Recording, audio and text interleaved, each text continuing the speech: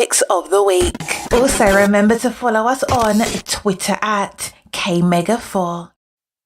Welcome to the GRG podcast.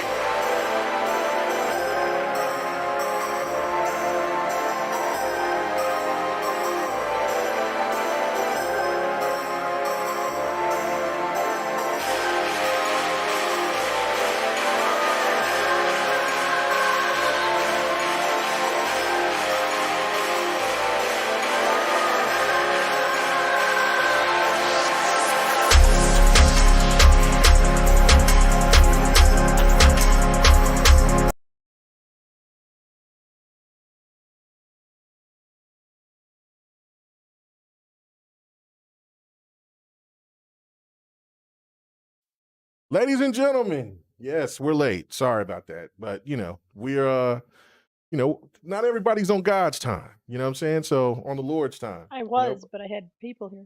Oh no, it was okay. It wasn't necessarily you. It was just one particular sucker that I'm looking at. But anyway, what's happening, everybody? The GRG podcast is live and in full effect. If you are joining us, man, be so kind to go ahead and hit that subscribe button, that like button, the notification bell, all of that. Share this out. Let people know that we are live. We got some things that we want to discuss. Going to be interesting, and you never know. Never know who will pop in. That's just kind of like how it's been. You know what I'm saying? We start off, and then next thing, somebody might just hop in and say, you know what? Let me just go ahead and just start some trouble. But anyway, Mitchie, how you doing? Welcome back. I'm good. I'm warm. I was outside, and it's 80. Oof. Who ordered this weather? And yeah, that's it? It's just 80 degrees? That's hot enough. I'm not made for that weather. Oh, aren't you lucky? It's like 99 to 100 in Tennessee. Hate it. It's not muggy though, so that's the only bonus. Otherwise, been good. I did finish Beyond Eyes. That's exciting. I can finish games once in a while. And it's about a blind girl and a cat. And yeah. And what else? And I started Marvel's Guardians of the Galaxy. Oh, I okay. started that. Nice. What do you think about that? I like it so far. Hmm. I like it that it's not like a copy of the movies, and it's different than the movies. I like that. Gets its own identity. And then I've also been playing God of War and getting trounced by lots and lots of stuff. because I'm a horrible fighter. This is just what it is. Unless I can button mash, and I can't button mash in God of War. I have to actually do stuff. Nice. But yeah, Nice. that's about it. That is funny. And Ray, he said, Sir X-Man's here. I'm out. Damn, Sir X-Man, what have you done to Ray? You know what I'm saying? I don't even know who Ray is, but Ray, welcome. You know what I'm saying? Ray better find Pookie. Oh, damn. Okay. All right. Well, maybe there's some things going on here. I don't know. He said, Sir X-Man, he said, the disrespect. But go find Pookie, and he said he's out. So I don't know if he even heard you. But anyway, yeah, we're live. Sorry that we were late. I was over here having a little crisis before I even started, and then just other people had other little things they had to do, and so we were just late. It was all of us really. So, Sir X-Man, since you got some haters already coming at you at your throat, man, might as well just go ahead and let people know what's going on with you, man. How you doing? Wow, I'm starting to get like you with the haters out there. Oh man, yeah, no, you ain't got you got a little bit of it, but you ain't got it. Boy, I'm telling you, man. Nah, let's start the show. Let's have some fun, talk some shit. I got you. Okay, all right. Ham, are you there? I see you there, but I don't know. I don't know if we can. Oh there you yeah. go. Oh, okay. All right. Okay. Good. I read your poll. I'm here so to. we got to talk about that. I'm here to preserve the balance for K-Mega. Oh my God! He just doesn't understand Dude, how to Hams, balance everything you things heard, properly. you're a disturbance to the force, man. Come on. Oh, I am. Oh my I am what God. keeps your radar on point. Oh my Lord. Okay, so you are going to make balance tonight. All right. We know eventually that you'll side with us before the end of the show, so it's all good. Or he'll You get never know. or he'll get messy. Oh my goodness. Dragheart Yoba said, Sir X-Man damn near had a heart attack last night. You sure he good? Oh, because he went on his rant? Bro, that was an epic rant you did, man. Like I sat there and I was cool because I was playing Naraka. I think that's how I'm trying to how he would pronounce Naraka. Naraka. Okay, so whatever. But You regardless, having issues with that name? Yeah, I'm downloading guess it on the so. PC now. I guess So, so, because yeah, I I mean, can't wait. I thought I was saying it right, but I was told I wasn't saying it right. Me so I was and like, K-Mega before the show were working on his enunciations. oh, yes. Really good. Oh yeah, really good. I've been telling you guys, I'm good. You know what I'm saying? I'm country, but So that's a battle royale fighting game. Yes. Yes. Yes. Melee, right? Melee. Yes, melee, and there's some weapons. There's a couple of weapons in there that are ranged. Like you got a bow and arrow, you have a gun, and you have a musket, kind of like shotty, and then you also have like a cannon, and then there's like a crossbow that just shoots rapidly. It's pretty damn crazy, but. And then there's a couple of other weapons that you can get. There's a flamethrower, other stuff like that. You might think it's not balanced, but it is really, really balanced. Yeah, it's really, really balanced. Really, really fun. I haven't played any today because if I did, I probably wouldn't be having GRG tonight. So I said, you know what? Let me go ahead and just watch. And this is an Xbox PC exclusive, right? It's not on the other platform. It did come on PlayStation last year, but nobody did not talk about it. As a matter of fact, the game didn't get reviewed very well on the PlayStation. So Xbox got the best version of the console, which is kind of like what happened with No Man's Sky. We got the best version of No Man's Sky later. Yes, it's crispy. It looks really, really good. Matter of fact, it was I think it was on a PSN at one point in time. I believe so. I could be wrong, but it's a free to play, so you can join in and play it. But they also give you perks through Game Pass, and so people I just got a perk added to it today. Yeah, and so I went ahead and bought it because I knew that I was going to be just going in on it. So it's going to no life it. Yeah, because after I get off here, that's exactly what I'm going to be playing. So I really do enjoy it. So anyway, but speaking of that, like what have you guys been playing? So let's go ahead and go to you, Ham. What have you been playing? I know that Mitchie said that she was playing a little bit of Guardians of the Galaxy, which is a game I still haven't haven't touched yet. I know that some people are going to curse me out because I know they said that that's a great game, but I've had that since Christmas, and I'm just touching it now. Right. I bought the game in December. Around the because there was that sale. Yep, I bought it then. Yes. And I haven't touched it yet. It's in the backlog. I will eventually get to it, but not yet. So yeah, we're in the same boat. So Ham, what have you been playing this week so far? Well, as somebody that plays games, I just want to let you know that I did beat Marvel Sky. I'm just messing with you, K-Maker. No, but Lord have mercy. no, I'm just kidding. But I did play Guardians of the Galaxy back in I want to say November or December. It's a fantastic game, really good game. So I'm excited for you to get into that, K Mega. And Mitchie, I'm happy that you're hopefully you're enjoying that game so far, at least. So far, music in that game is fantastic, and just the way the story is kind of put together is really interesting.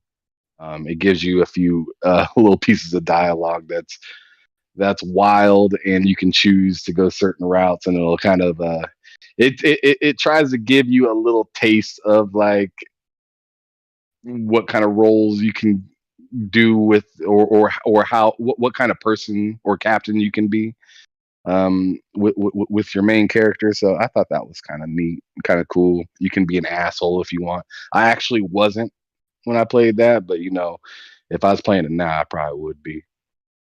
Oh yeah, things change. Yeah, things change. Things change. But anyways, as for what I've been playing lately, well, I just wanted to let everybody know I wasn't here last week because my daughter was in the hospital. She had a eczema flare up pretty bad, but it's all taken care of, and she looks like she'd never even had any issues. So I was happy for the thoughts and prayers that y'all gave me last week. I really appreciate that. But I did have some time. I dragged my PS5 in my little 24-inch TV that I have in my bedroom to the hospital because I was there for like 4 or 5 days or something like that. And I beat Uncharted 3 and I started Uncharted 4. Also was playing because, you know, the PlayStation doesn't give you the option to. I went on ahead and played my Xbox remote on my phone and was playing some Assassin's Creed Odyssey. I've been playing the hell out of that game. You were playing xCloud? No, not through xCloud. xCloud, I would have been playing Origins. I was playing it through remote. Oh yeah, I know where you can launch your console onto your thing. I've done that. Yeah, turning your console on from anywhere or anywhere else. Yeah, I love that feature so much. Yeah, it's fantastic because then you can play the games that you own instead of just being.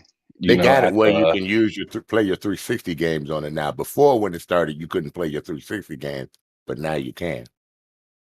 Yeah, you can play all these joints now. So yeah, and the cool thing is, if you want to play something and you want us to play something in your catalog or something like that, if your Xbox is at home, you can download that quick as long as you have good internet at your crib. You can just get it downloaded real quick and then hop back on to your phone and connect remote and play it real fast. And I mean, I got fast internet at home, so I'd rather do that than, you know, I'd be at the mercy of xCloud for the most part.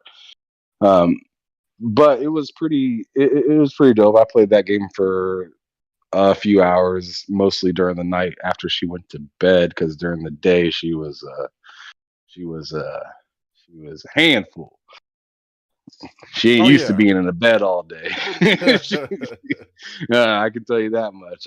But yeah, everything's all gravy now. We're all at the crib, and I started Uncharted 4.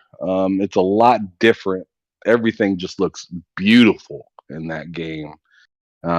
Big jump from 3. Massive jump. All right. Okay. All right, Sir X-Man, what have you been able to play this week? Nothing. Okay. I just been relaxing. Honestly. Listen, Sir X-Man, why are you trying to give an explanation if you just said you ain't played nothing? Man, you know how hot it is working outside, man. That body needs I do that not body right now. needs I rest, used to boy. know. I used to You know used what it to was know, like. I don't but you know know now. what I'm talking Oh about. It's yeah, like I that know. body I know don't the want to pain. do No, nothing. I went outside to take the to get the trash in, and I took the trash out. Then I went to get the trash back in, and and took the dog outside. And I felt all that heat, and I said, "You know what? I do not miss that shit." So Like, yeah, dog, no, you I need feel to you. hurry the fuck up. I need to Nope, get back in I there. left his big ass out there. I said, "Nope." You know what I'm saying? Then I said, "I'll come and get you in about 30 minutes. You ain't gonna die in 30 minutes." So, and then his big ass had his tongue out, looking at me like, "Man, you gonna let me in?" Hey, Yeah, I said, "You want to take your big butt out there?" But can you anyway. fill up my water bowl, please? Oh yeah, his water bowl. Oh, his water bowl always. You know what I'm saying? He gets baby. That you know what I'm saying? He needs to get a damn job. He's 170 pounds. Shit. Any animal that you have that's over 100 pounds needs to get a job. Let me just say that. You know what I'm saying? And Briggs is 170 Stay. pounds. What'd you say?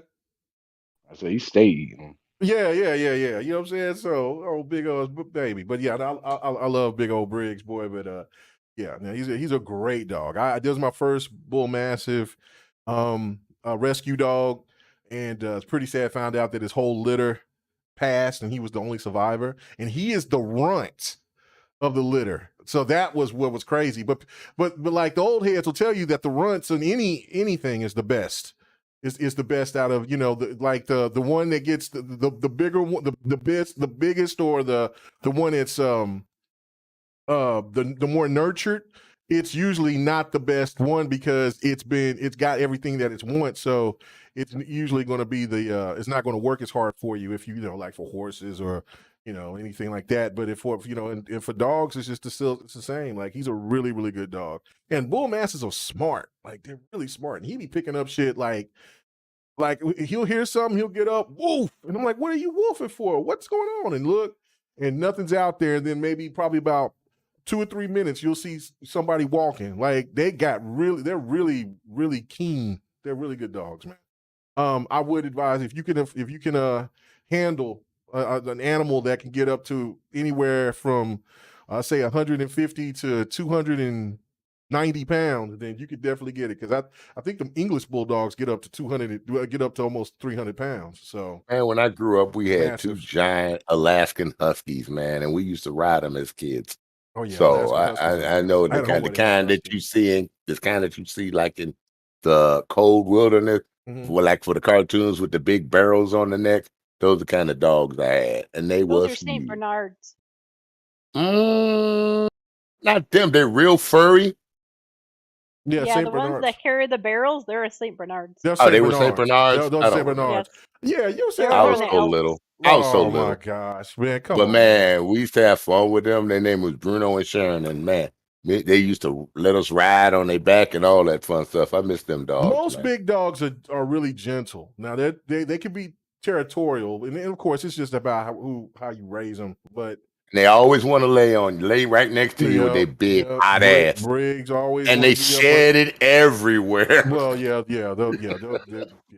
anyway. But all right, it's okay. This isn't the dog show. This is the game show. All right, so for me, as you can see, I've been playing the Kara or Naraka. Sorry. Oh my God. Oh my You just goodness. worked on this. It's Naraka. Naraka. Sorry. Naraka. Naraka. It's you know what? I had this problem with Forza because I used to call it Forza. And so then I How? What? I just call Well, it there's Forza. no N in it. I know. Forza? I used to call it There's Forza. no N in it. I got it, but I used to call it Forza, right? And so then, people let it You slide. think it was? Were you thinking it was Pornza? Yeah, I was thinking it was Forza, and so I would call it Forza. And so anyway, You thought it was Pornza? no, not Pornza. Not Pornza. Oh. Stop it, stop it. Oh my God. Anyway, so I used to do, and then I eventually got it right. So I'll get it right with Naraka. So it's okay. All right, I said it right that time, didn't I? Okay, all right, I'll get it. Anyway, so I'm reading what Vert said. He said you're done with Z show. He says just propaganda and mind control. He has so much power over people and don't play games. Look, man, you know what I'm saying? It is what God bless to Z or whatever into what he's doing over there. You know what I'm saying? I ain't gonna even go there. But you know what I'm saying? Look, it is what it is. So good luck to him and what he's doing over there. But As for me, I've been playing that, and as you've seen, I was playing some Rise. I just had a kick. I just every once in a while I'll throw in Rise or Quantum Break just like, man, those games need to have sequels, and I just don't understand why we just can't get them. I understand that that the Crytek situation in Microsoft or Xbox, it's on bad terms. I don't know about now, but hopefully that they could pull some strings, get things together, and give us a proper sequel, because I just going through the game. The game has so much potential. This game is almost 10 years old, and the game looks so damn good. And then so that's oh, and I beat Shredder's Revenge. So I do want to talk about that while we talk about what we've seen about the Plague's Tale Requiem. So I want to get your thoughts on what you think of Shredder's Revenge. I beat it. I thought it was cool. I need to beat it with some friends. I played it with some friends, but I haven't gone through and beat it yet with friends. But I beat it myself. Had a good time. It's fun, good old school feeling. But let me go ahead and ask everybody else on the panel, what do you think about Shredder's Revenge? What did y'all get it? I know that, Ham, you got a chance to play it, but Minchie and Sir X-Man, have y'all got a chance to play that? No, not Okay. not my thing. I got it downloaded, but I haven't had a chance yet. But you haven't played it yet. Yeah, you ain't did nothing, Sir X-Man. Man. The only thing you played was the Battlestar Galactica. Now, you did was bragging about that. I'll play Battlestar Galactica. But you ain't said Shredder's Revenge, you would think would be right up your alley. Oh, yeah. I'd love to play that game. I've been burnt out, bro. I've seriously been burnt out, man. Okay. So you went on the Pred syndrome. Okay. I want to chill the fuck out and relax my goddamn body. Okay. I got you. Okay. Man, you ain't got to be so hard on it. Jesus Christ, man. It's just being mean about it. Well, okay, what about you, Ham? I know that you got a chance to play it. Did you get a chance to beat it yet? And if not, and if you did, tell us what you think. Even if you didn't, just let us know what you think about the game so far for what you played. The game is hella fun. Mhm. I'm very picky about when I play games, like certain games like that. Like when you're like to me, when I look at that game, it screams co-op only. So I don't have any kind of want or care to play that game solo. So like when I can like group up some people to get down and play, like last night, I ended up hopping on with Newcomb and a couple of his boys. And we played 4-player for a little while. I also played with Matt Likes Games and Hard Days Mike. Tried to play with It's Tim V2, but he is having some issues. And then he came to find out that there was an update out for it. So he wasn't able to like get into our lobby until he found that out. And by the time he found that out, we were all playing something else.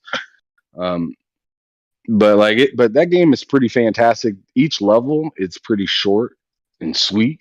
Like you just get in there, whoop a whole lot of ass. There's a boss at the end of it, and then whoop his ass, and on to the next level. And I guess there's like 16 of the levels. I haven't gone through all of them yet. It's 16 levels. The game is not very long though, and that's kind of what I like about it, because it's a beat 'em up, very I shouldn't say similar, but it gave me like old school vibes of like Turtles games, and then also like Streets of Rage and stuff like that. So like if you really like Streets of Rage, you'll like Streets of Rage 4, if you really like that game, then Turtles should be like a no-brainer. Like you should hop in there and have, I'd say, even more fun than Streets of Rage. The more players you got, the more intense the screen and everything gets. And like I had a few moments where I lost my character. Like I did not know where he was because there's so many enemies on the screen, and so it gets hectic in there, but it's a lot of fun. Getting them combos and stuff like that, and you do a little taunt, and it gives you like a special that you can use. You hit Y to use a special. It's a fun game.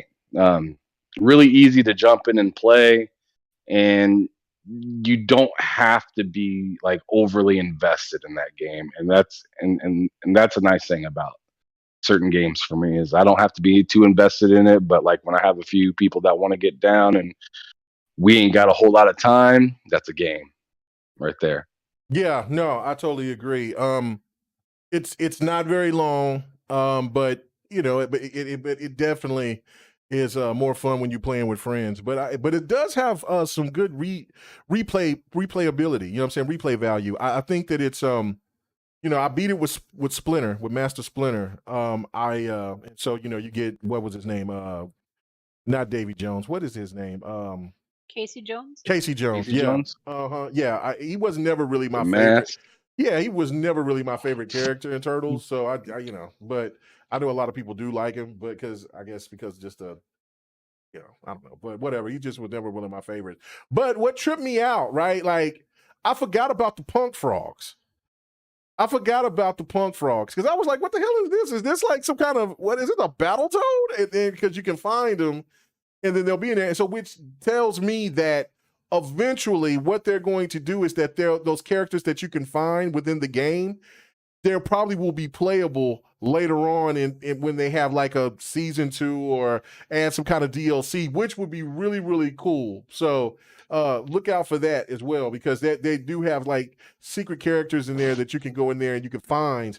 And then if you can find all 4 and then do all their and collect all the things that they're looking for, then you'll get like a little special nerf or whatever. But you know, that's it. But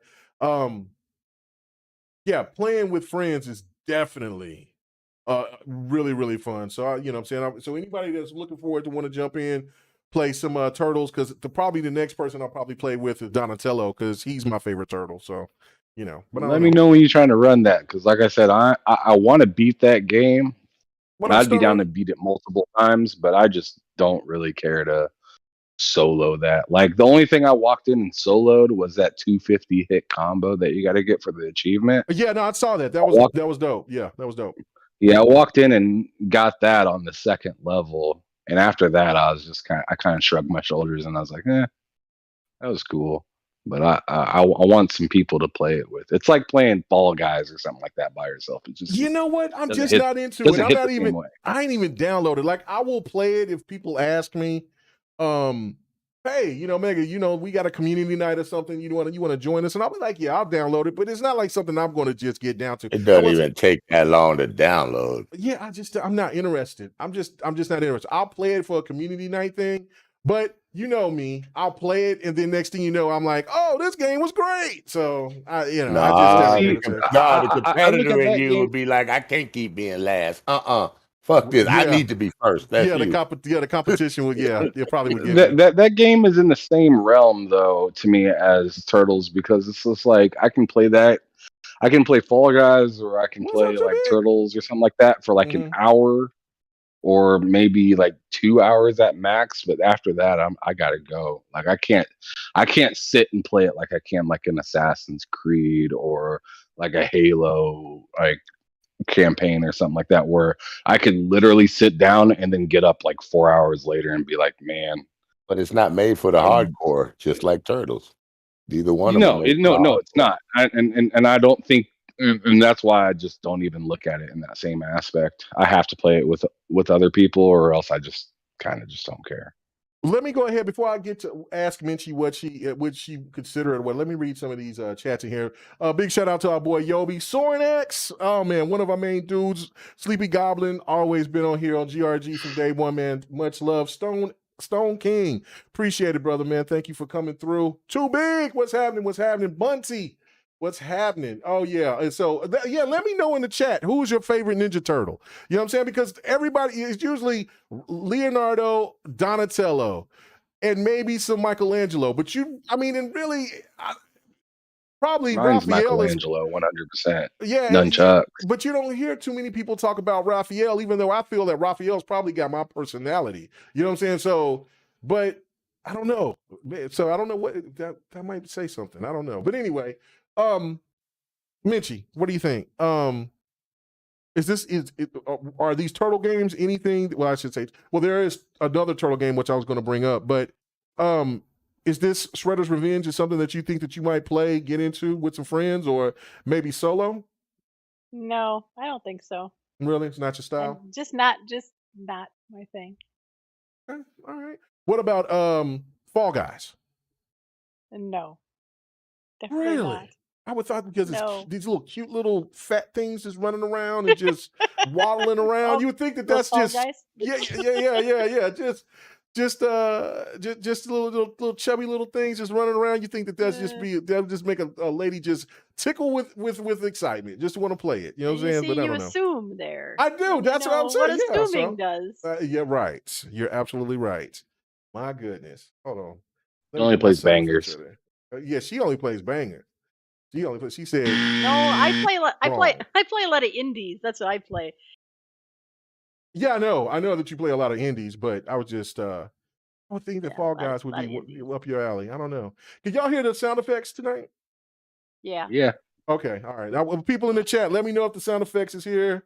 Because if not, I'm sorry. Betrayal. You know, just making sure. Because Sir X-Man tried to call me out saying that I don't play the soundboard, and I do.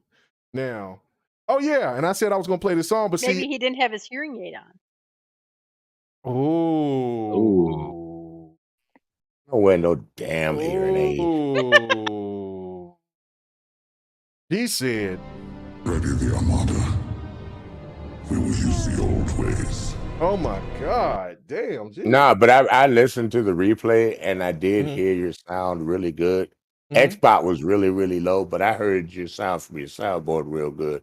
It Yeah. just wasn't going through right loud on the Discord like it would normally do. Well, Hearing aid was I on. turned it down a little bit, so because I knew that it was loud, but I just didn't. I wanted to make sure that it just wasn't crazy to go nutty Yeah, on if people's you go back and ears. listen to it, you barely hear Bot, dude.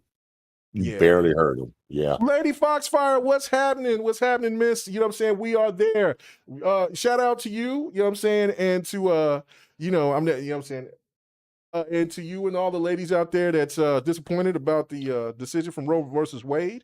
You know what I'm saying? The hell with the Supreme Court with that garbage. You know, just saying that, real talk. But I've been loving your little short shows, Lady Foxfire. Those have been cool. yes. Keep that up. Yeah, keep it up. We're gonna have to get you back on here pretty soon. So, you know what I'm saying? But you gotta but yeah, Minchie said she's gonna ready the Armada. She was about to put these hands on your ass the old ways. Okay, so let me The force is not strong in the young one. okay, so let me ask you this, Minchie. Are you excited about what's that game called? Dusk Falls? No. Maybe. I'm not sure. It's kind of She ain't like on excited the about fence. nothing. Sorry, but it's the stop motion or whatever that type of visual is. But I might try it to see if I like it. I'll probably try it. And then maybe, maybe I can get over the visual part with the stop Okay, motion stuff. because you think of it. Yeah, no, I am actually looking forward to playing that game. That game looks really, really. When I heard that you could play up to eight players, and you can and everybody can make a decision, and it has all these multiple different endings. I said, okay, I could dig that because it reminds me of Detroit, and I mean, and it's like those Telltale games for sure. But I have to say, like, Detroit kind of reintroduced me because I did play Until Dawn and I liked Until Dawn, but that was more scary. Well, it wasn't scary, really wasn't that scary, but it was different. And so I just kind of went through it, because at the time I was playing on my son's. No, I did not. I'm not really interested in that right now. I'll catch that on a sale. That game is getting tens and high accolades. I'm hearing some good things. I know that everywhere. our girl D, she's playing it. She's loving it. Tim Dog, he's playing it. He's loving it. Gaming addict. I watched him and his girlfriend play it. That was interesting. Yeah. So no, I would definitely, what I'm saying, I think that the game is cool. I would definitely play it, but it's just there was just too many games that was coming out that I had to get my hands on. So DNF Duel is definitely there, and then of course I picked up Naraka, as you can see. Naraka. Oh, you had my it right the God. first I time. said it right. I said, did Oh, I have it right the my first time? God. I got Yes. forget now. Okay, so which one is it? Naraka? Just Yes. say the Yes. Battle Royale game. No, I got to say it right because I love this game and people got to know what it is. So it's Naraka, right? Yes. Okay. Yes. All right. Yo be twisting me up, man. I hate that. Just like Ham Solo be messing with me about his homeboy. I don't even know what his name is now. Lock. Lock. Stop it. It's low. Lock. It's low. It's Alo. Stop it. You're gonna see. You talk about giving balance. Did you say asshole. aloe? No, Oh, I didn't my say bad. Alo. I did not. Oh You my probably goodness. did. I did. Oh my goodness. Okay. Hey, You know what? hey, Hey, he y'all, hey, You know, Lock it doesn't is matter how many always people is on talking about. GRG. I'm always Hey, gonna get flack, man. I'm always Hey, gonna get Lock flack. is always talking about KY or lotion. I mean, you don't know with him. Okay, Naraka. That's thank you, too big. Naraka. I think I say it right, but then I was told I didn't say it right. Now I'm over here confused on which one it is. Okay, Naraka. All right. It's whatever you want it to be. We know what you mean.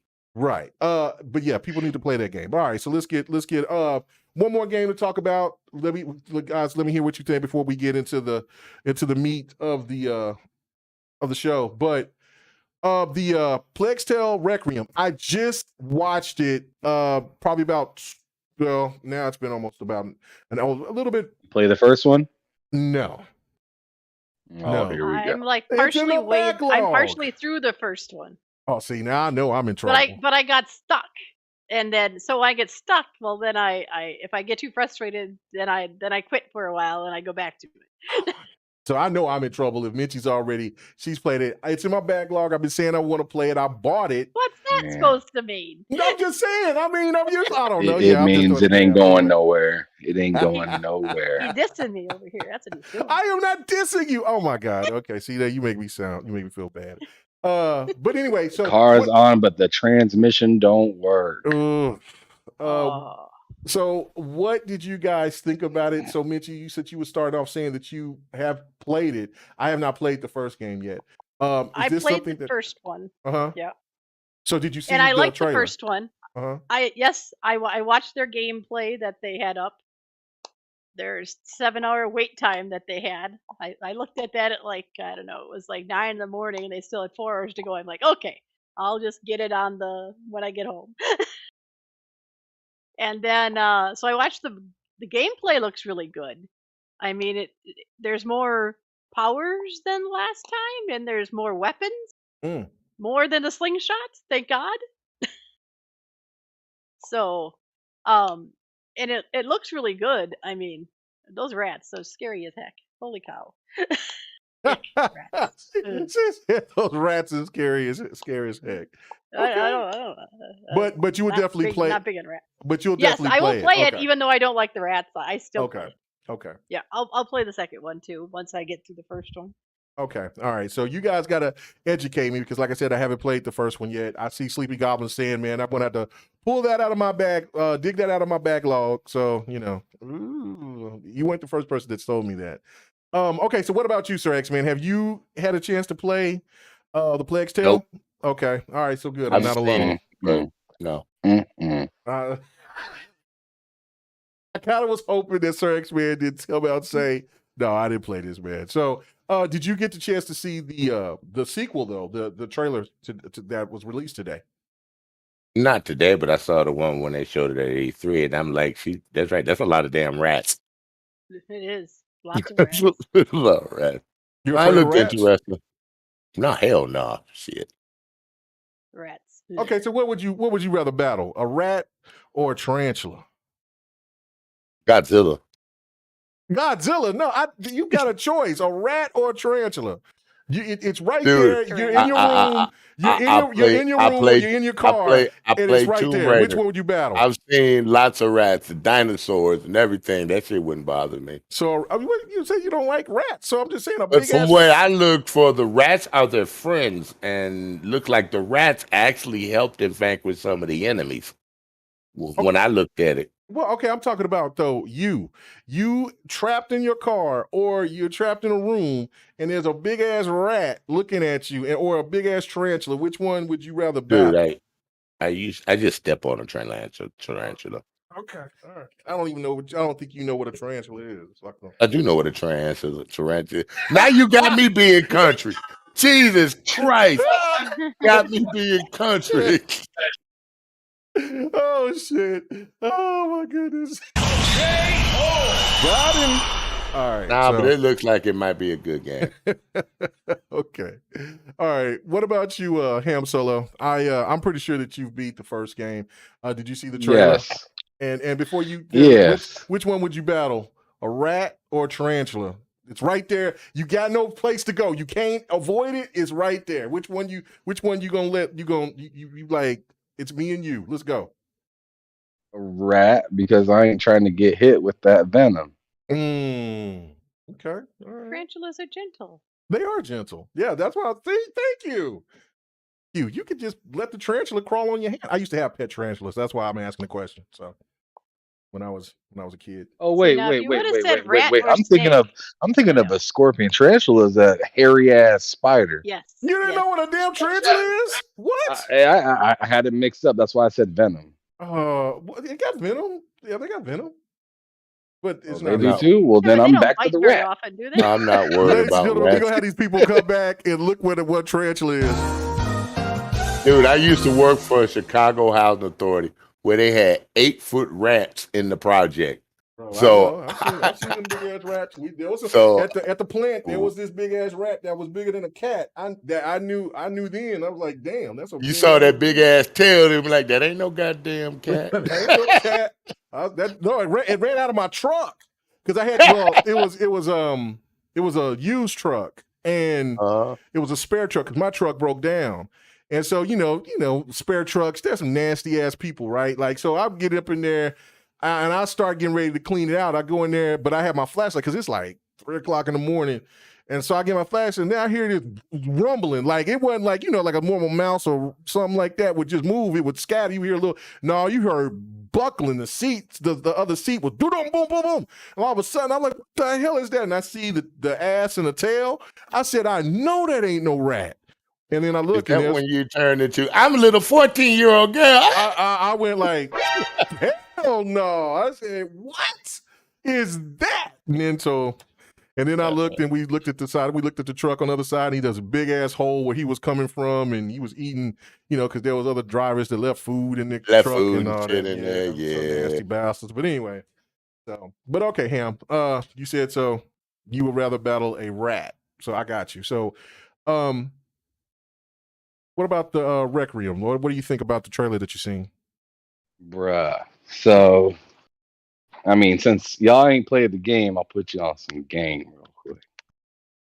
So, the very first game, Plague Tale Innocence, you got Amicia, which is your main protagonist, and then you got Hugo as another like side character, but you kind of use him as like a protagonist in the game later on as well. But it's all about stealth, kind of getting around, trying to survive while these fools are chasing you to try to get the boy, because he has like a certain like blood in him or something like that. He got like some sort of thing that will help out the antagonist, and then the antagonist is trying to like essentially, it's kind of a weird story. But anyways, just play it to figure it out. But the weapons and stuff in that game, as Mitchie was saying, you mostly use like a slingshot most of the game to take out enemies, and then you get like these like pretty much like spell kind of things that you use to, you light fires or like knock out enemies or put them down and stuff like that.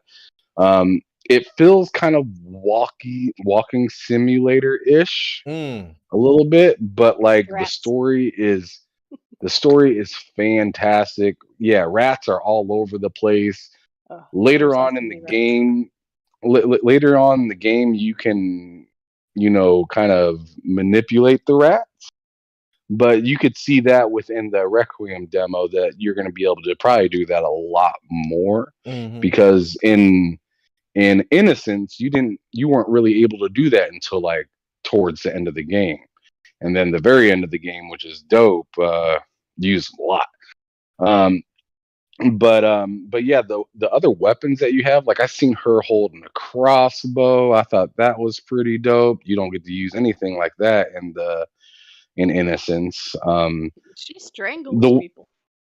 Yeah, and so Amicia, which is the main protagonist, she seems very nervous and scared in the first one. In the second one, she looks battle tested, and she has this like no fucks kind of thing going on with her, to the point where in the first game, if you walk up on a soldier, you get murdered immediately, or you get prompted to use one of the items that you have to possibly take down said soldier in front of you. But in Requiem, what they were showing in the gameplay trailer is that you can run up on people, you can choke them out, you can stab them. You have multiple different ways of attacking people compared to only having a slingshot before. So I think that they've ramped up the battle, the like the weapon usage and stuff like that in the game, which is really nice to see. Hugo and Amicia are obviously older in the second game because it's a continuation of the previous story. It just looks great to me. The scenery looks really colorful. It looks better, obviously, because it's going to be on these next gen consoles. But I did like the way that you get to use the rats from the first one, and I'm happy they brought that back in the second one. But one of my favorite things that I took away from the whole thing was now you have some sort of a pulse in the game that will let you know where your enemies are, which is a lot better than the first one, where sometimes you had no idea you walked right by an enemy.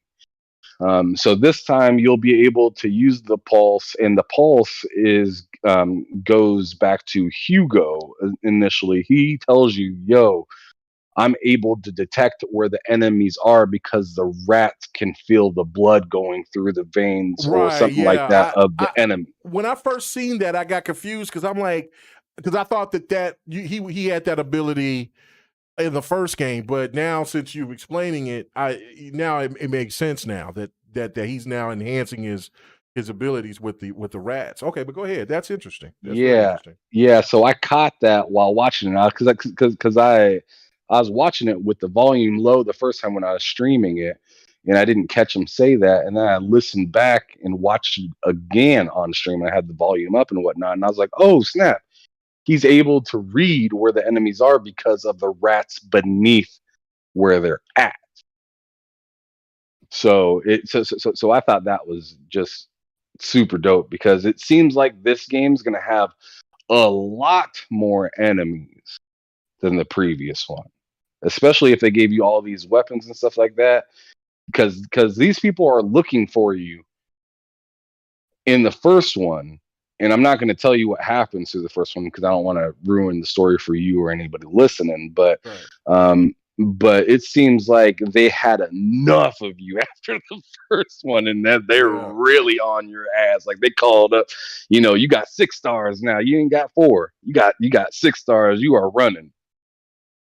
Nice. So I'm pretty interested to see what's going on with that story, and also I kind of want to know what's going on with Amicia as well, because you see when she fell and busted her head, and she kind of had that like kind of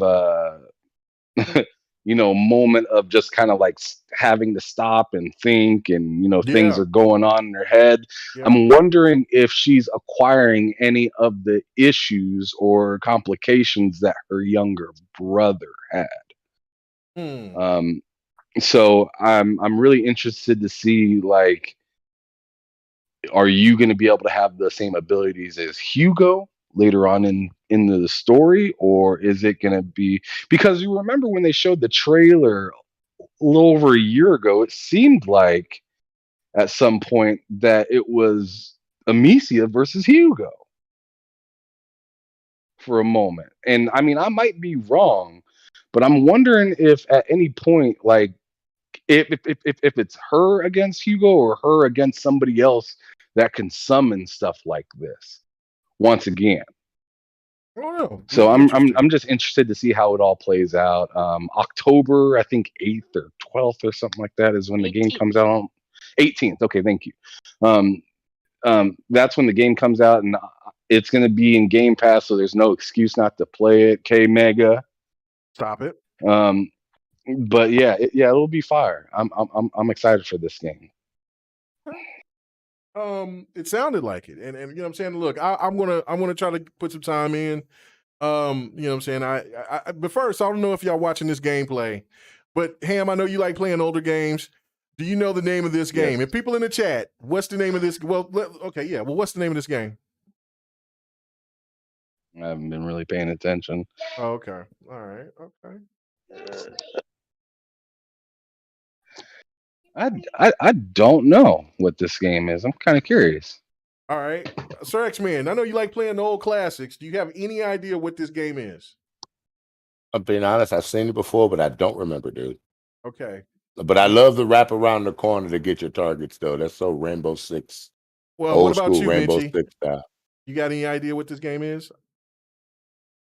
No, I do not. Okay. All right. It is called Rogue Warrior.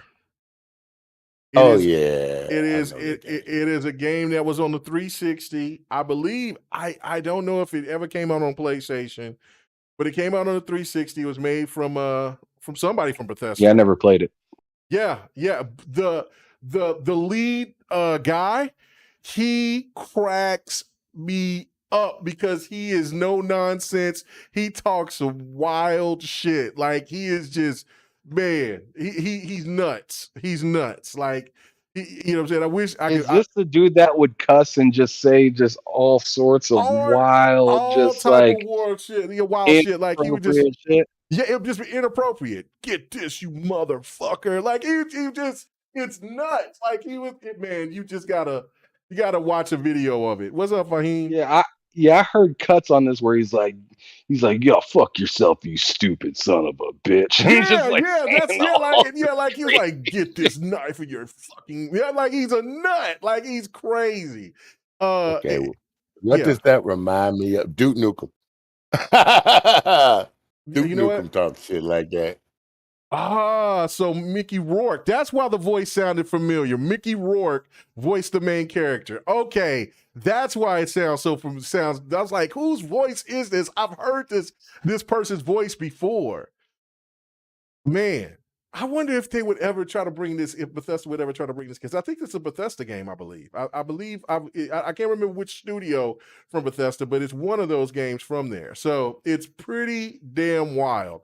So I just wanted to just record a clip. Was it in the game store? No. This wasn't off of Back of Pat. This is off of. I was playing this off of 360, and I do have it on PC, but it runs like garbage on PC. So. So yeah, but you could try to look for it on PC, see if it's still available. But this was developed by Zombie Studios and Rebellion. Oh, Rebellion used to be a good ass fucking. Rebellion. Okay, so why am I thinking Bethesda then? I'll just get it from. Rebellion is the Shadow Warrior. Rebellion's Sniper Elite and stuff like that. I think shit like that. Yeah, you're right. Okay, well, I don't know why Bethesda. Okay. Must have been playing something else. But see, again. Hey, yesterday, was that your Shadow Warriors gameplay or Xbox got Shadow Warriors? No, that was my gameplay. That's what I thought. I don't know why Xbox be picking and choosing what gameplay he wants to show, because there's gameplay I've sent him that he just refused to show. So I'm not gonna send him none until he shows remember it. When he used to label back in the day, whose gameplay it was on the show. He don't do that no more. He don't do that no more. But not everybody gives gameplays anymore, so it is what it is. But but I cannot. But I would be a fraud if I come out and I say I play games, because Ham, you say it. I don't play games, right? You know what I'm saying? So I so this gameplay is anonymous. I say that because it's fun to say. I don't is believe fun it. to say. You need to believe it, son. You need to believe it. Anyway, all right, so let's get down to it. Okay, so Xbox outsold PlayStation in Japan. Now, on GRG, I'm not really big on talking about the sales numbers aspect of it. Like I feel like you are because you keep bringing them up. Well, if it's something that is absolutely incredible news in the sales aspect of it, I will talk about it because of the fact that it's very, very rare. And to hear that the Series X and S has outsold PlayStation in Japan is incredible. Like, if you said this 2 years ago, people would tell you that that your channel is dead and nobody wants to listen to you because you lie too much. So let me go ahead and go to you, Sir X, man. I mean, what's going on, man? Like, I mean, I understand that people will keep talking about the chip shortage, but at this point, though, even if there was a chip shortage or not, Japan still have not supported Xbox to the degree that they're supporting it now. Could it be that maybe Japan is upset because Sony took their headquarters to United States? Do you think it's a combination of the chips, or do you think that it's just one of the things that just they feel that Xbox just has a better product at this point in time? Oh, okay. I have an example of a situation for that. I was listening to Boom Show the other day, and whatchamacallit was in, I forget his name, Nas or something like that, and he's in the UK. So he was saying they have PS5 there where people can buy, but more people are buying the S and the X over there in the European countries now than they are buying the PlayStation. So I think this phenomenon is starting to become worldwide, not just Japan and the US. You know, it's sad, but I mean, I'm sorry, PlayStation, but it's true.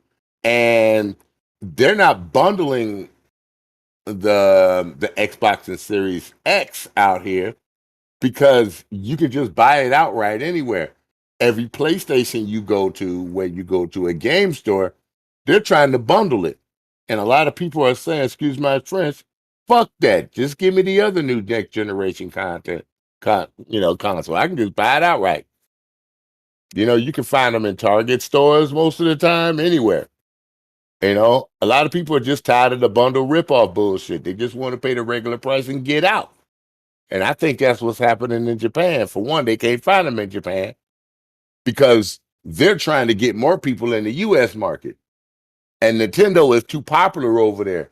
They don't want that big old thing. Said that big old thing, damn. Xbox allows you to play on your phone. They give you a smaller console. People in Japan like it quick, simple, and easier. They don't want nothing big taking up the space. Plus, it's a little bit more complicated with their system. Xbox, you don't have to have, and it's true, you don't. The cloud save thing is very important to them over there. They don't want to have a subscription to subscribe. Sometimes they just want to play the game. They can have Game Pass without the multiplayer part.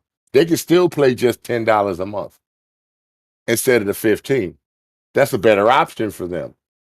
Or they don't have to have it at all, buy their game and just play it. So, financially it's better. Plus, if you add that Game Pass onto it, these people love it because they're in the PCs over there big time over in Japan also. They have the ability to play their games on their PC. You got more options. You ain't got to double dip for the same game. How many times have I said that? And it's a smaller unit. It fits anywhere if you get the S. Even the Xbox One X is a smaller unit and it fits anywhere. And that's very important to a lot of people, and they like simplicity over there. They don't want to take apart their system. If they want, they got money over there, dude. Just trust me, these people got money over there in Japan. It's ridiculous. I don't know that. They want to just, okay, I want an external memory. Okay. They just go grab the external memory, plug it in. They ain't got to take their system apart to go with it. They know all that technical stuff. Fahim says You are fake news. That's what Fahim is saying to you, Sir X-Man. Whatever. Stop hating, little man. But the truth will set you free. Lord. It's Fahim. I mean, but you making some legitimate points. I mean, that I can't say that what you're saying doesn't make any sense, because it does. Because he surprised me when I was listening to Boom and he told me that. I was surprised that it was doing better in Europe than a lot of people know. They're passing up PS5s in the store for an Xbox, dude. When did you ever think you'd be seeing that in the European market? Yeah, no, I mean, something is just so huge. Yeah. Something's going on. Yeah, and Microsoft must be pushing the right buttons. They're pushing the right buttons somehow. Yeah, so it just seems like something is amiss. Like it is, and it could be maybe because of size or whatever. Because I mean, people do take those things seriously. I would think that would be pretty crazy thinking about. And then you be honest, K-Mega. Maybe they're just tired of dealing with, I hate to say it, Sony's bullshit. You know, maybe just tired of it. I know we have some problems over here with Xbox too, but not as much as Sony. Okay. And maybe they've been losing the market for a while to the Switch. No, yeah, Switch has been kicking ass. I mean, you don't. It's now turned from where it was complete denial to now it's acceptance, and they try to say, well, you know, Switch is okay, it's cool, but that Xbox though, you know, so they don't want to lose that Xbox. No, they don't want to lose that Xbox. They have kind of come to the point of understanding that the Switch is just murdering everything right now. And it's just devouring everything in its wake. But and they're probably saying the same thing I always say over here. I thought Sony's supposed to be the hardware company. How the fuck are we beating them? I'm done. Okay, all right. But it's the truth. Ooh, shit. All right. Sorry, Fahim, but it's facts, bro. Fahim is saying, you know, if this was PlayStation, they are lying on me. Man, Lord have mercy. All right. Okay, so Mitchie, do you have an idea of what's going on? Why is it now, like all of these years? I mean, Xbox has been trying to, you know, and the numbers aren't overly spectacular, but they are better than they've ever been in the history of the Xbox in Japan, and now overtaking PlayStation. What is your thoughts behind all this? I think it's because Xbox's investment in the JRPGs and more Japanese development, and that they see this as investment in their own country, and so they want to see that too, and they want to play on something different as well than just, you know, the standard Nintendo or PlayStation. And the S, that can fit in a small space, and they say their apartments and houses aren't very big, so the S is ideal. Thank you, Michi, because I said that a few weeks ago and everybody laughed at me. You didn't say it like she said it. That's because she a woman. It's different coming from a woman. How is it different coming from a woman? She said it. She was much more articulate on what she said.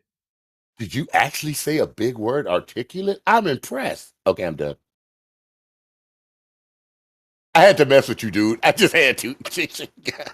Oh, man. Y'all killing me with this. Okay, anyway. All right. So go ahead. Continue, Mitchie. Go ahead. Okay. Children. She's so wrong. So that's why I think they've had an uptick, and their press has been good so far, and so I think that also has something to do with it, because during the Xbox One, no, their press was not good. They kind of dropped the ball, and now they're on top, and I hope they can stay that way and don't put a foot in the mud or anything. And but yeah, I think that's why they're they're delving in more into the JRPG genre, and I think that will help them in the long run in Japan. Good point. What about you, Ham Solo? You said you was going to bring balance to the Force. I don't know if you got any balance that if it's going to be defending PlayStation being in third place in its own home country. Oh, stop it. Oh, stop it. Oh my goodness. So I think this has more to do with Xbox than it has to do with PlayStation. Okay. PlayStation, you look at them right now, and I think they're doing, a pretty good job.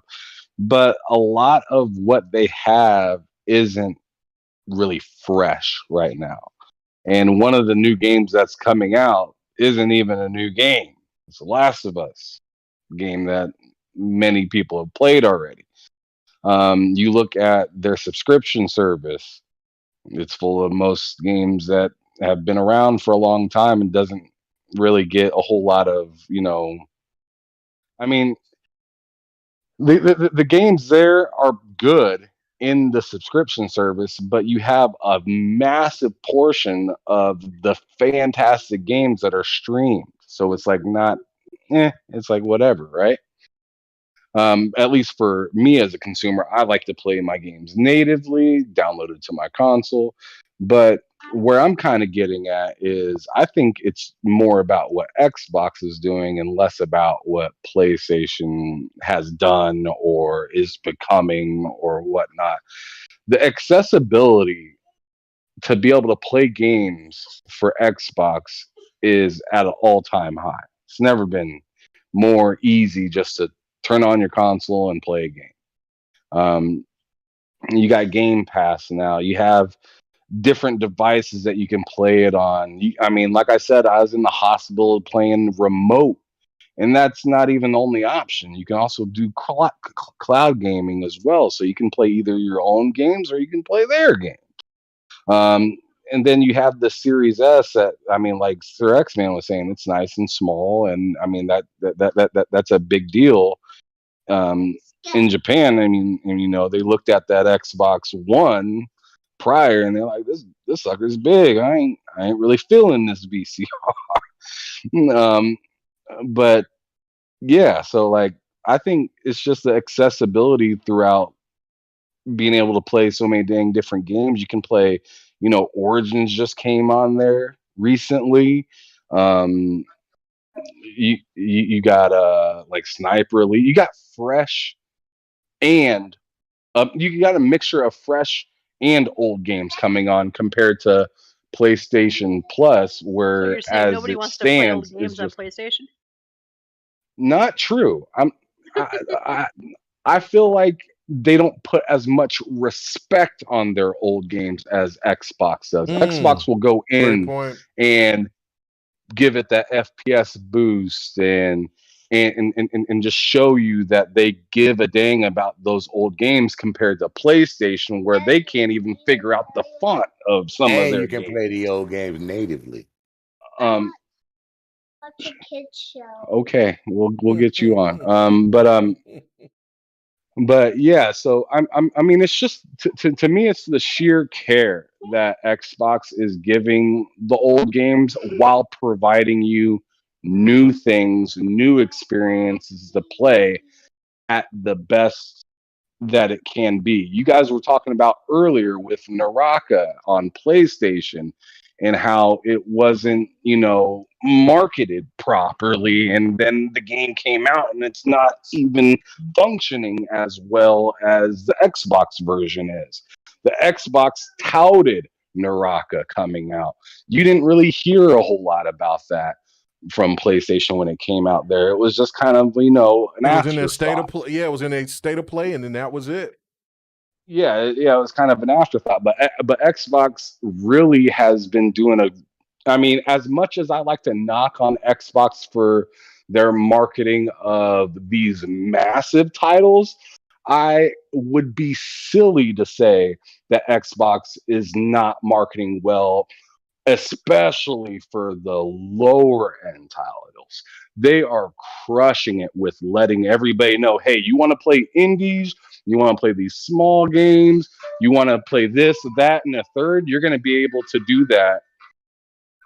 You're going to be able to do that at in its best dress. You know, it's going to look good when you throw it on. You're going to have the opportunity to either play it in the higher resolution mode, or you can, you know, turn on that FPS boost and play it at a and play it with better frames and stuff like that. And it's just the sheer options that Xbox gives you in general, whether it comes to how you play the game, what game you want to play, where you want to play it. Oh, I okay, mean, it's just the accessibility factor with Xbox is just second to none right now to anybody. So that's kind of my thoughts on why Xbox is doing as good as it's doing overseas, and it will only continue to grow because you look on the other side of the aisle. Yes, they have great quality things there, but it comes at a much steeper price than something for Xbox where it's easy to get in. You get your subscription service, and it's more of a choice whether you want to buy said thing, wait around for something to come into Game Pass, or, you know, get it on a deal, or wait for some deals to come out. I feel like the Xbox is just kind of rebranded itself compared to last generation, and it's doing a damn good job, and it shows. Yeah, no, I definitely agree. And Sleepy Goblin, yes. I mean, I was very. I mean, I recorded so much gameplay of Rise. You know what I'm saying? But yeah, Democles was just like that whole vibe with that story was just dope. Like that's why I go back and I play it every once in a while, because it's And it just still looks like a modern game. that's what I'm saying. It looks like a modern game today. Like that's what's insane. It's a really cool game, and there's no way that this game was a 62 rated. Like, I just can't believe that this game, playing it as you guys are watching it, it's not perfect by no stretch of the imagination. But this game should at least been anywhere from a 79 to an 84. Remember that was during the hateful Hey, years. Mega, Yeah. Mega, I'm not going to say that it's as good, but boy, you see a lot of similar mechanics between that and God of War. What did I say, man? I got so much flack by saying it was Rise-ish, because, you know, they changed the look of God of War, and as me as a person who plays the hell out of Rise, and we already know that most of these people from the PlayStation community that jumps out and say negative things, they probably don't play any games anyway. They probably don't even, they may cap for PlayStation, but they probably don't even play enough PlayStation games. But you could tell that these people did not play Rise, because I'm like, this game looks so similar. And, you know, and it probably, you know what, it's one of those things where Corey Balrog and then was looking like, man, this Rise, it's the cinematic look, and this is what PlayStation is all about. Like, Crytek nailed that. How about we do this with God of War? And there's nothing wrong with that. I mean, look at what Gears did on revolutioning the cover system. Like, I mean, it's a thing of flattery. I bet you if you ask the developers at Santa Monica when they first thought about the idea of God of War, and they said, look, you know, and you said, what was some of the inspiration of that look, of changing his style? And they will probably say Rise was one of the games that they thought about. That might not have been the only game, but if there's no question after you look at this game, and then you look at how God of War 2018 looks, that there's not some kind of similarity within that. You know, it's just what it is. Like, I mean, come on, man. So, Like Quantum Break and Control. I mean, Quantum Break, right. Great game, but because it was on Xbox, didn't get any respect. But Control came out, pretty much the same mechanics, but it got love like nobody's business because it was on PlayStation first. Yeah, no, Fahim, it's not cap. It's just a fact. I mean, You know what, Greg, you brought up a great point that I actually want to touch on real quick. Go ahead. I feel like not only is Xbox doing well in its marketing and giving you options, but the stain that was Xbox after the Xbox One showcase and brought it out and said, hey, this is how you're going to be able to play your games. And you can't like sell it and everything like that. That all put, I personally feel like that all put a cloud over any game that came out just for Xbox. So like people are looking at, this game might be good, but since it's on this platform that we don't like so much, we're going to take 5 points off of it. Mm-hmm. Compared to now where it's like, they have some pretty good games that they came out with. They're selling really good. The PR is looking really good. The marketing's looking pretty good. You got people talking about this in a different light to the point where people are more interested to look at this stuff, want to play it, and want to spend money on it instead of clown on it because of the last thing that happened was like a mishandle. Right. No, and you're right. Like, to me, it's this deal is why I wanted to talk about it, and why it's so important is because if it wasn't for Phil Spencer out there going in 2018, 2019, reaching out to the East, reaching out to Japan, Korea, even in China, we wouldn't see what we're seeing now. Wulong would have never happened. Persona damn sure would have never dropped on the Xbox. They were content being on PlayStation and PC and on Nintendo. I mean, and really, I was to say, I can't even. I'm not even gonna try to say that. The prequel to Persona, which was kind of like what birthed Persona because they came out. Timmy Kame Tensei, or however you say that.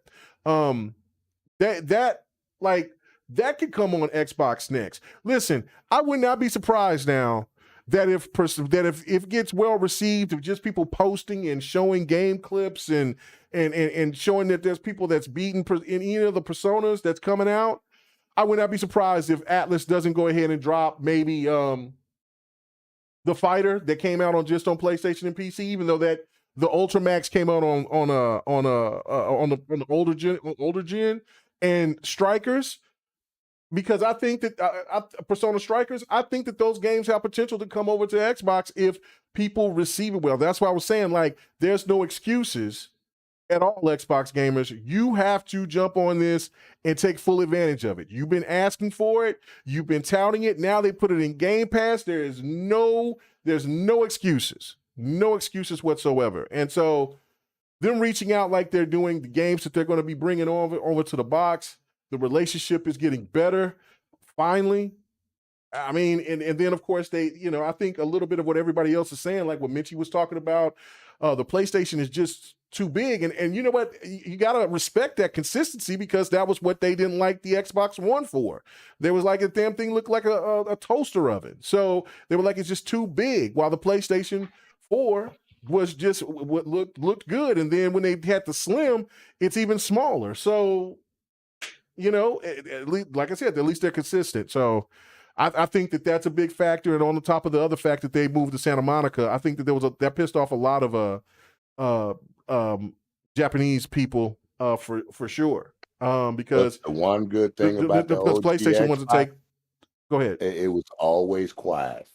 It was always quiet. I mean, yeah, but they probably don't care about the quietness. They just want something that fits into their home, into what they want to, not make it look all cluttered or, yeah. So that's a big factor in and that's why they're definitely going to make a Pro. Now the question is, will this Pro be a lot smaller than the PlayStation 5? I think it will. It usually is. When Sony makes a second generation the PlayStation 4 Pro wasn't smaller. Well, it was supposed to be more powerful. That's why it was bigger. Well, this is going to be more powerful than the PlayStation 5. Yeah, we'll see. So I don't know, man. I think that they probably decided that they got to get. Yeah, that design is. I mean, there can be people that can try to cap for it all they want to. Now but that's a weird looking console. If that was an Xbox, guarantee you people would be really clowning that design. No doubt about it in my mind. I remember their commercials back in the day, and it was supposed to be the PS5, and it was like this small little ball that you could see through. Mm-hmm. You remember? You ever see that commercial back Oh then? yeah. Oh yeah. Yeah. It looked nothing like that. Yeah. Looks nothing like that. Yeah. All right. Yeah. Well, let's go ahead and keep moving on. All right, let's talk about Turn 10 right now because for some reason they're in some hot water from certain people. Not everybody, of course. But you had Digital Foundry come out. I talked about this with Don on Devin the Gamer, and he gave a really good explanation. So if as him being a developer, he broke it down to a whole different level when it came to the ambient occlusion, the ray tracing, and how they could break it down and make it smaller. All different types of just different things the way he described it. So you can check out the Devin the Gamer. We definitely talked about it this week, but I don't know, what's you guys' thoughts about people even going out and calling Turn 10 liars because they said that the game was running on the Series X. They came back and said that the game was actually running on a PC. Do any of you guys on the panel, and I guess I'll start off with you, Mitchie, have any feel that Turn 10 is not going to deliver with Forza Motorsport? What do you think? They will deliver. I mean, they've always delivered. Mhm. I mean, most games are shown on a PC. I mean, some of the ones during the E3 thing that they like Diablo 4 said it was on a Series X. So that was great. But I mean, if they're going to show them on a PC, that's okay too. I mean, but I don't think they're not going to deliver because they showed it on a PC. That is illogic. That does not make sense. They've always delivered. They always have great games. Their games always look fantastic. So what makes anyone think that this one's not going to look the same way or better? That's a great point. That is a great point. Okay, so Ham Solo, what do you think about that? Like, I mean, Turn 10 do deliver. They always deliver. Name me a Turn 10 game that has come out that they've made that has not delivered. We can talk about, you want to talk about the mechanics and things like that, but we're talking about visuals because that's where people saying that Turn 10 is lying to the Xbox community and saying that because it was played on PC, that game is clearly not going to be looking like that on the Series X. What game has Turn 10 ever pumped out that has not delivered? So you're asking me that question? I don't know. I don't know what game hasn't delivered. Yeah, I mean, get that. That's yeah. Because I mean, she made a great point. Like, I mean, they've always delivered. So why would people try to use this as a point to try because it was shown on a PC that this game wouldn't look as good on the Series X? Well, I can tell you why on that. It's because they said that it was on the Xbox and it wasn't. Okay, and that's why. I mean, it's I mean, it's that simple. And I personally think it's fair to question that. It is 100% fair to question it until you see it for yourself on the Xbox. Now, the way you go about questioning it is questionable. Some people are just out here slandering it hard, acting like GT7 didn't look good. And they think that it's somehow going to... Like I seen a fanboy just the other day trying to say what people expect, and they showed one picture and it was just like a gorgeous picture, and then it said like what Xbox actually get, and then they showed a picture of Forza Motorsport 2. Oh shit, are you serious? I'm dead serious. I'm dead serious. Was that the one with the Audi? Yes. Yeah, I was like, oh my God. Yeah, so like they went generations back just to make their point. And one person in the comments said, oh, you had to go that far in the generation to find a bad picture? And I was just cracking up. Because it's true. It's true.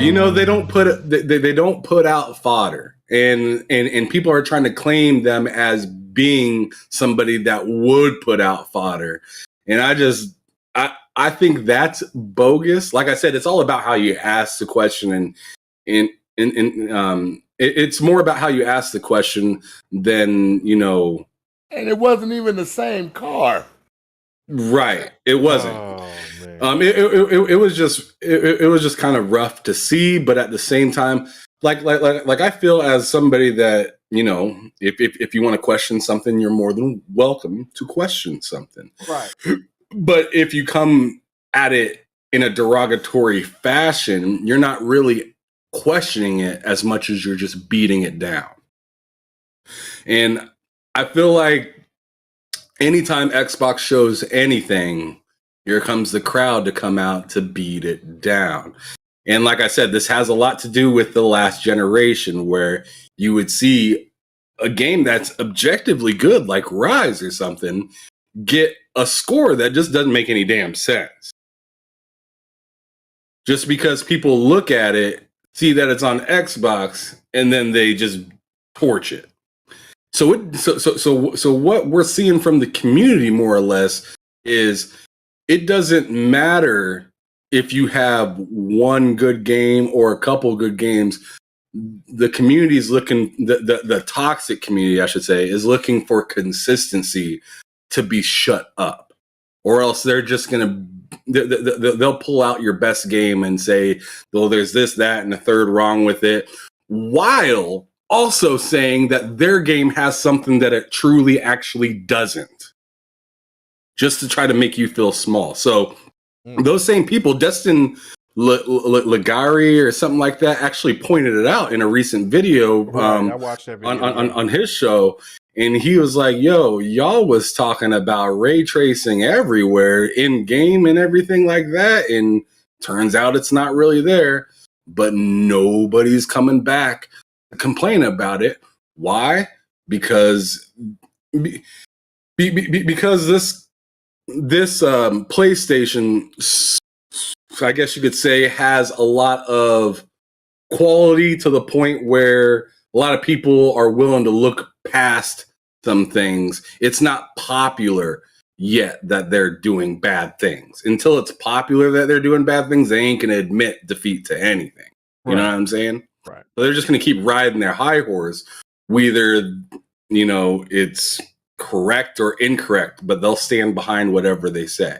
And it's insane. It's insane, uncomfortable, but it is what it is. And I'm just sitting in the back. I'm just chilling in the cut, just like sipping my tea, just waiting for the game to come out just so I can look at them sideways. Mm-hmm. Because remember, all these fools that be talking all this stuff are the same people that are going to be downloading it day one when it drops in Game Pass. Believe that. All these people that talk all this stuff about third-party games coming to Xbox, they're talking about all this crap about, the first party, or oh man, Starfield looks crazy, got all these 1,000 planets and they ain't nothing on them. They're going to be the first people to be voyaging through the stars. Fact. So I mean, they can cap all they want about this is ass, this is bad, or whatnot. They are going to be supporting Xbox without even knowing it, because they are that blind. Wow. That is okay. Yeah, okay. So the force is strong with you today. I like that. But okay, but let me ask you this question before I go to Sir X-Man though. You said it was, and I agree with you that it's fine to question them, right? But Right. do you feel, because of the fact that they came out and said, look, we made a mistake, this wasn't running on the Series X, this was running on PC, do you feel that this game is going to have any type of downgrade whatsoever? Hell no. Okay. I feel like this game is going to be incredible. They did this on purpose. They dropped Forza Horizon first to give Xbox gamers a good car game. Mm-hmm. And then sat back in the couch, put up they lazy boy, put up their feet, grabbed their tea and everything, and said, Gran Turismo, let me see what you got. And then Gran Turismo came out.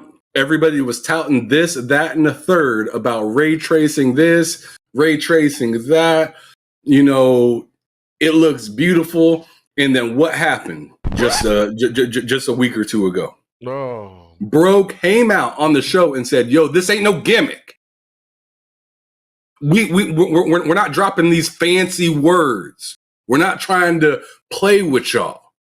This is in game." That was a direct shot oh yeah, they took at Gran multiple Turismo. shots. Multiple shots.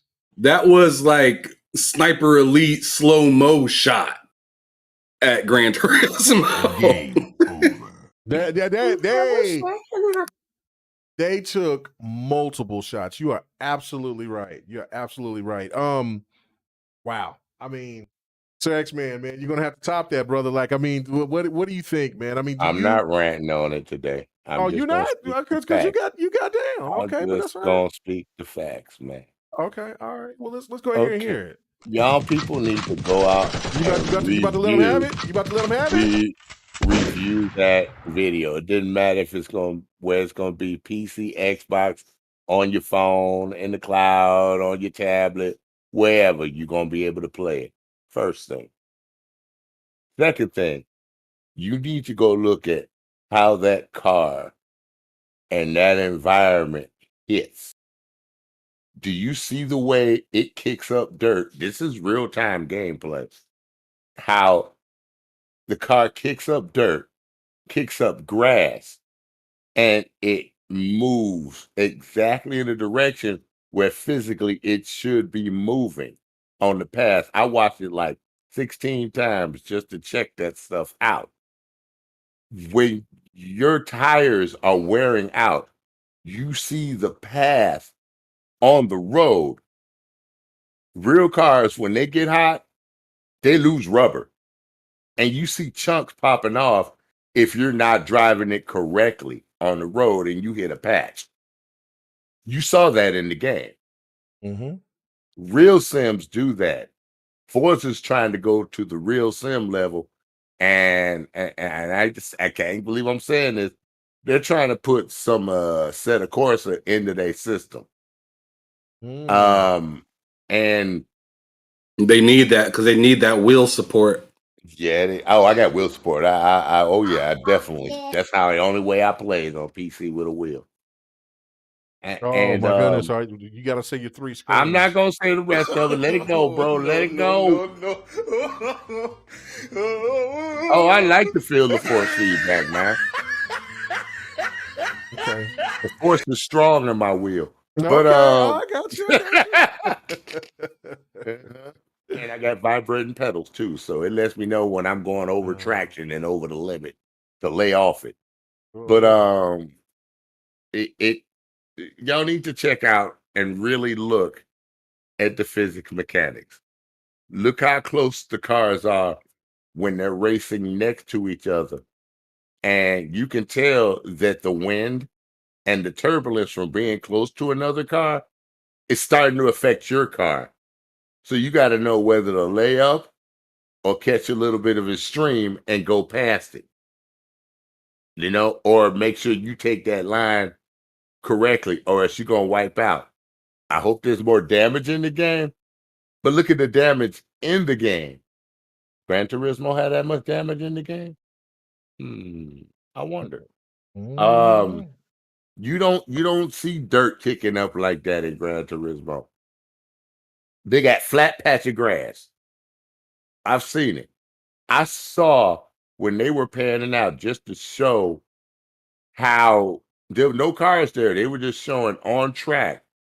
And they showed the wind outside affecting the grass and the trees. The trees were shaking. They weren't stagnant, just sitting there. You saw people in that little arena area, with the Michelin Man and the carousel at Maple Valley. You saw little people walking around in the area. That's some serious detail and some serious power to be able to project that. So hopefully it's going to be true when the game comes out. I'm hoping. But that's a lot of work and detail put into a racing game. And if the physics are on par and the tuning is on par like they say it's gonna be, and plus you got real pit stops now with people in the pits. You have real qualifying. You have real practice before qualifying in the game. Oh yeah, it's gonna be on. So don't believe this. I can't stand Digital Foundry because they always pick and choose.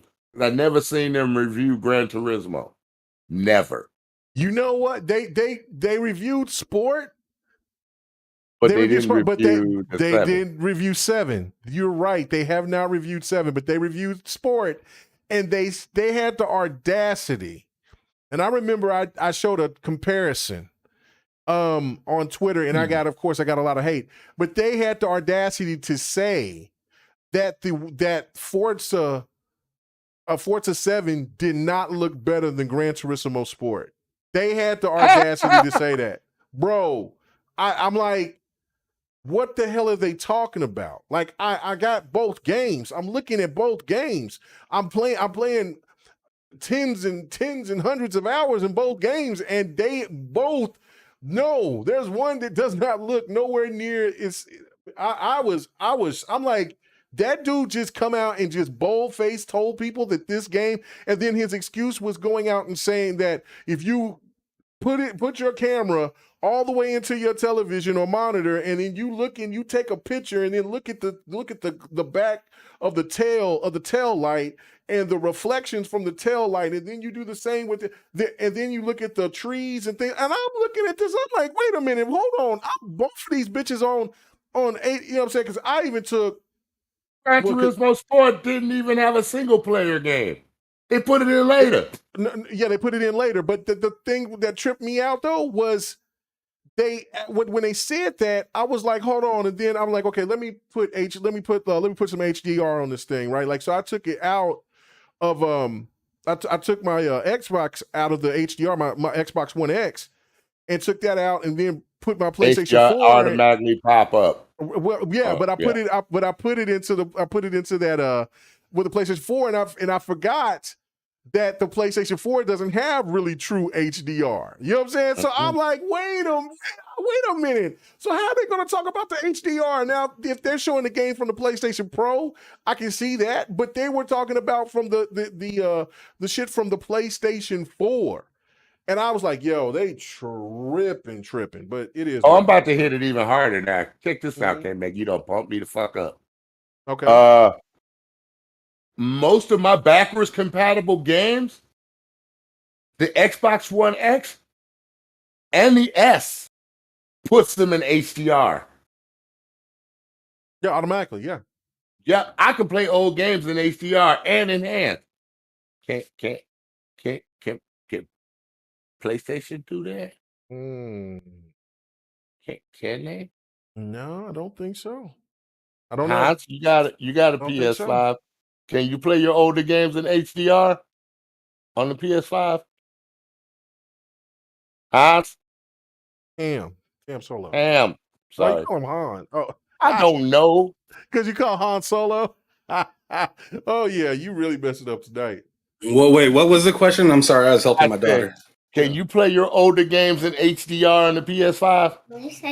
Yeah. I think auto HDR is automatic on the PS5. I don't think you can turn it. I'm not even sure if you can turn it off. Really? Yeah, I'm pretty sure because auto HDR is implemented into the PS5. Okay, so we actually got an option to turn it off though, if we want. Well, they might have added the option to turn it off in one of the latest updates because I think I watched a video that pointed that out. But yeah, they got auto HDR in that. That's why I didn't even bring that up when I was talking about the FPS boost and stuff like that because they already have it. Okay. They don't have the FPS boost, but they have the auto HDR. Okay, that's cool. But that's all I got to say about Forza Motorsports. Guys, just enjoy the game when it comes out if you're able to play it. And Microsoft gives you to play it anywhere you want to, except on PS5 and 4. That's it. I'm done.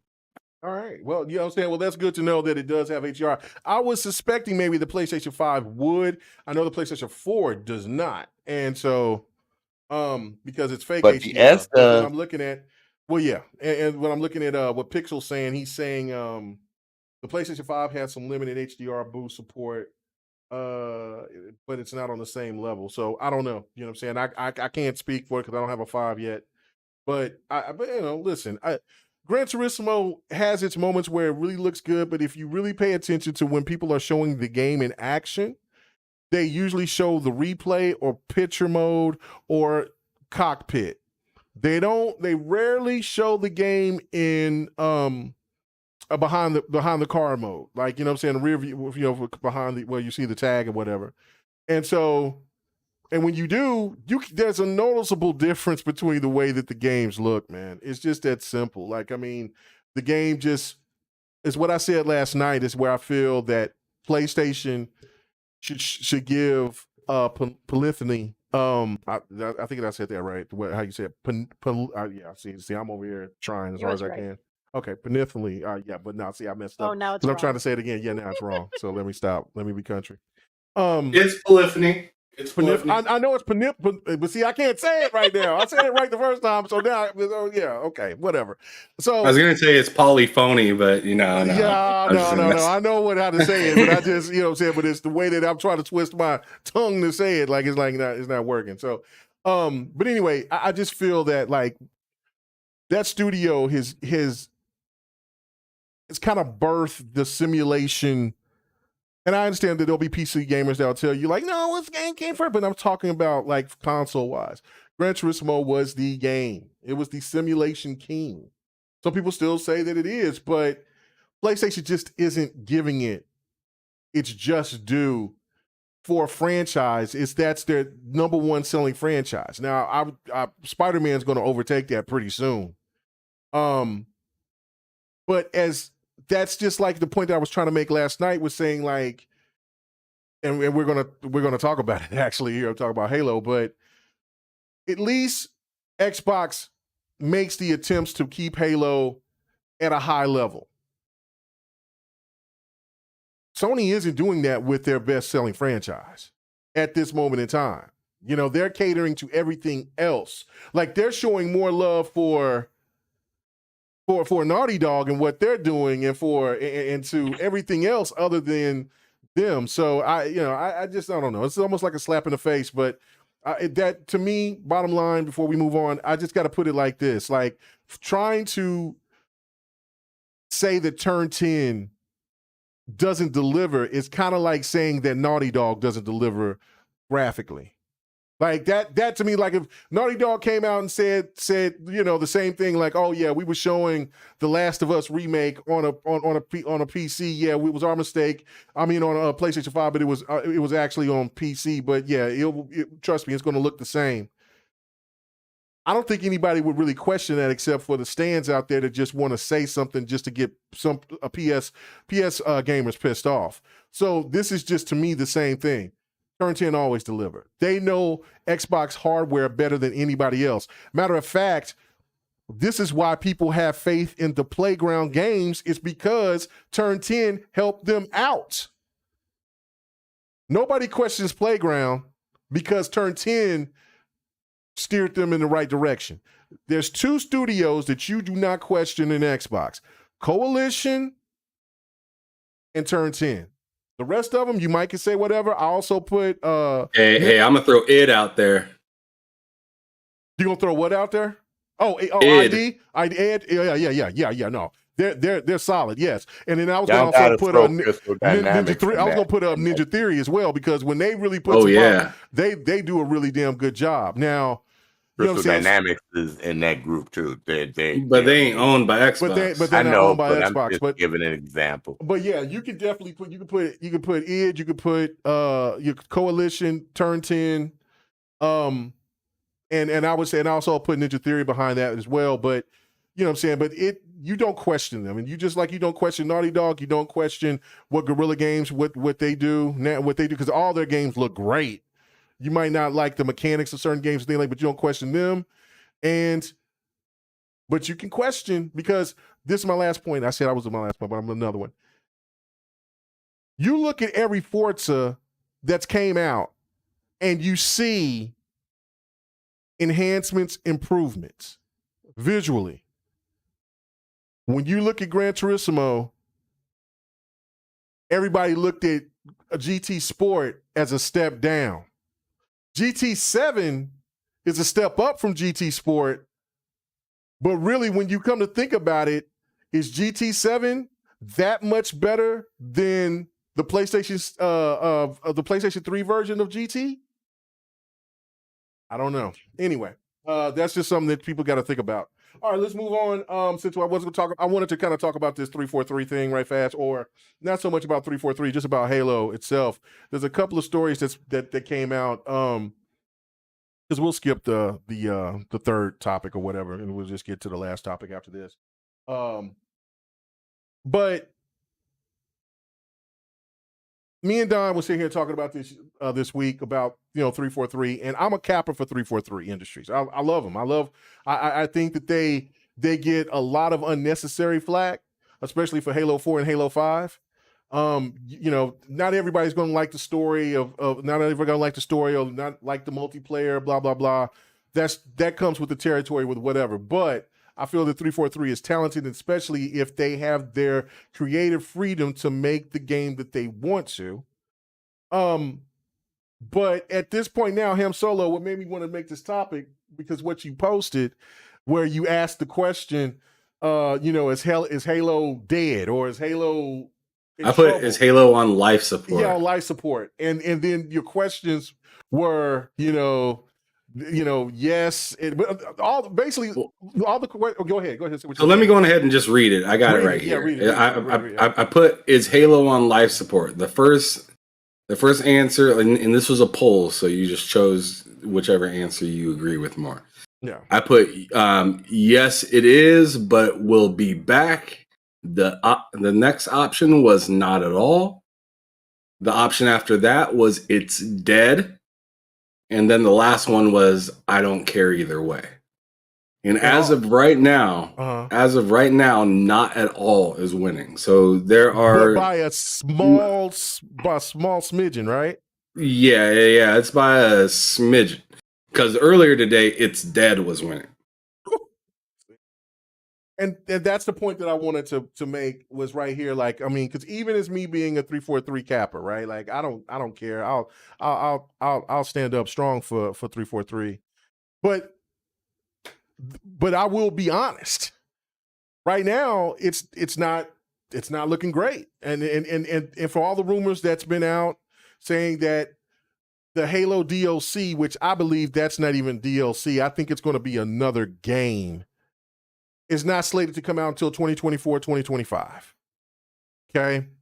So you're not going to get any story content until then. And anybody that plays game knows that DLC don't take that long. So it's going to probably be a full-length, different story, and they're just going to probably just start it up. It's going to be what God of War should have been, right? Right. Right. And so, and then, of course, the multiplayer is great. It's one of the best feeling multiplayers that you can play. But content-wise, it's dry. And there's still desync issues. And then I seen something today from Halo Insider where they were basically just saying, look, they're going to have to take this level away and bring it back because there's some issues within it where people are cheating or whatever. So they're going to have to go and they got to change it or whatever. And so people were happy about that. But again, you're taking another level from another mode, from within the multiplayer, which is already sparse on content. And listen, I'm an Xbox dude. You know that I'm a Halo guy. But the truth has to be the truth, and 343 at this point in time is scrambling. They are. There's no doubt about it. Because for all the moves that they're doing, right? We know that the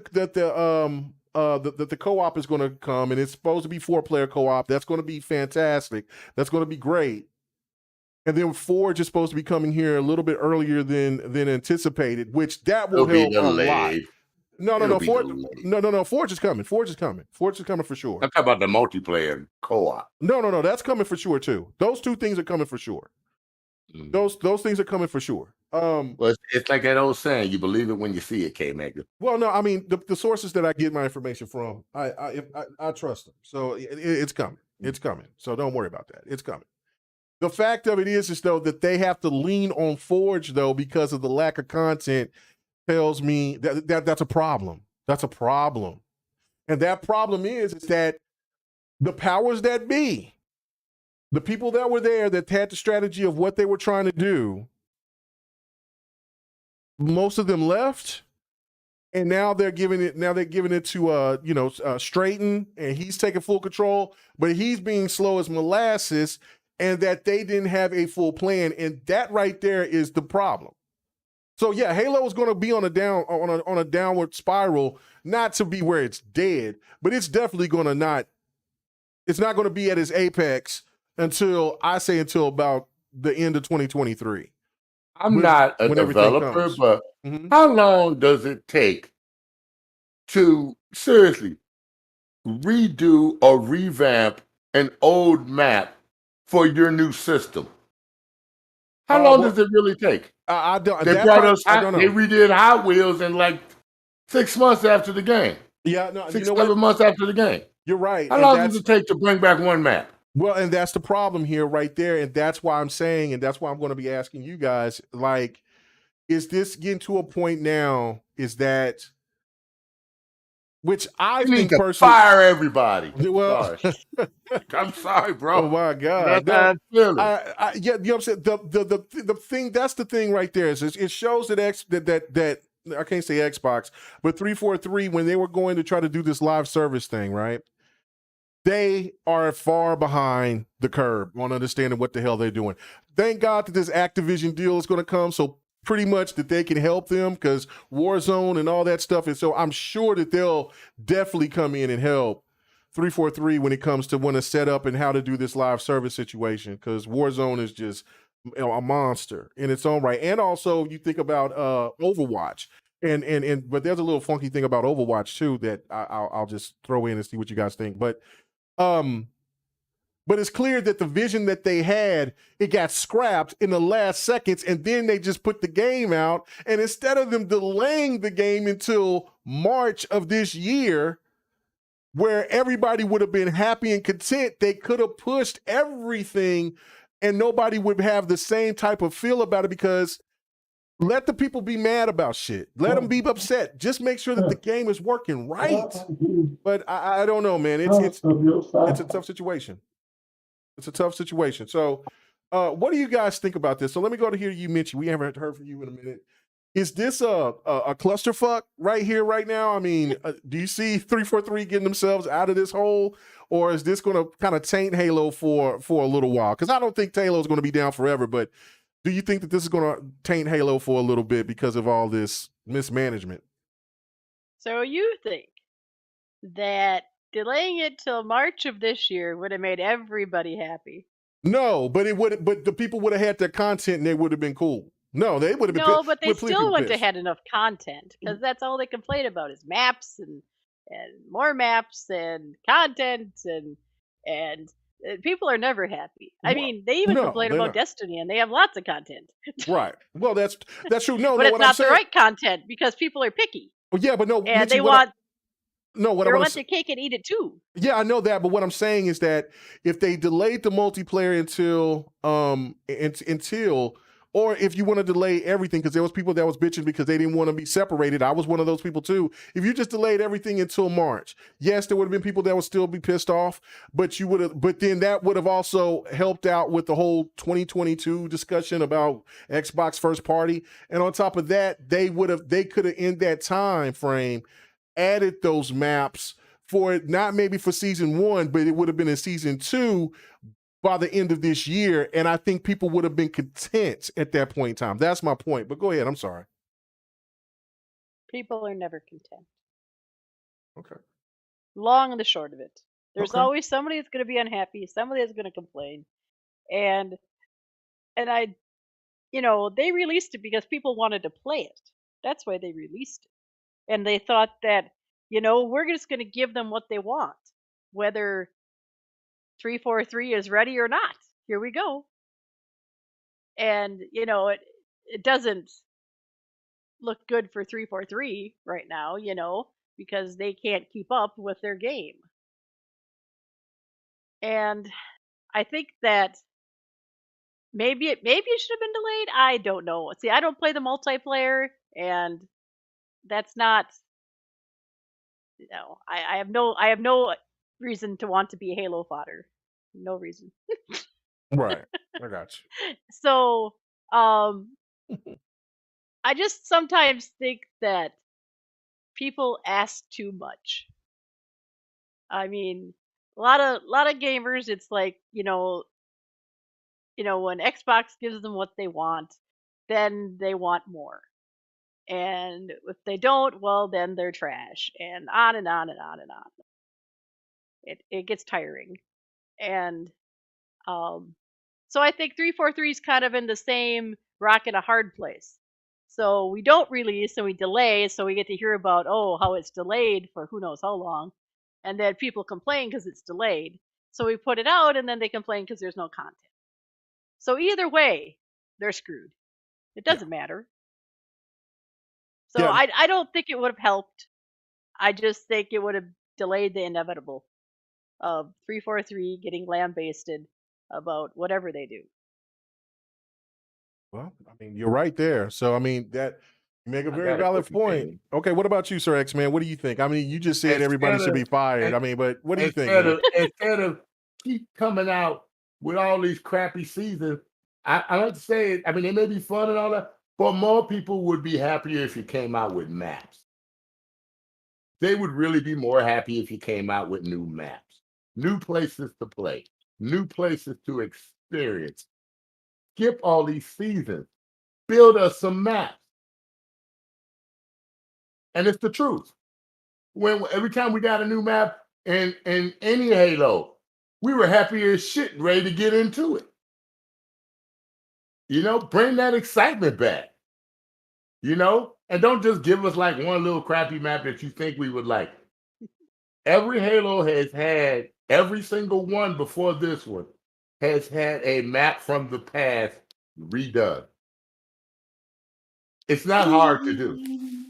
Well, I can't It's say not. it's not hard to do. I mean, we're not the developers, but I think that there's balancing that has to happen because I mean, you do have different type of abilities and things like that. That's kind of like you see what I'm saying? Like, I mean, How many Halos have 343 created, K-Mega?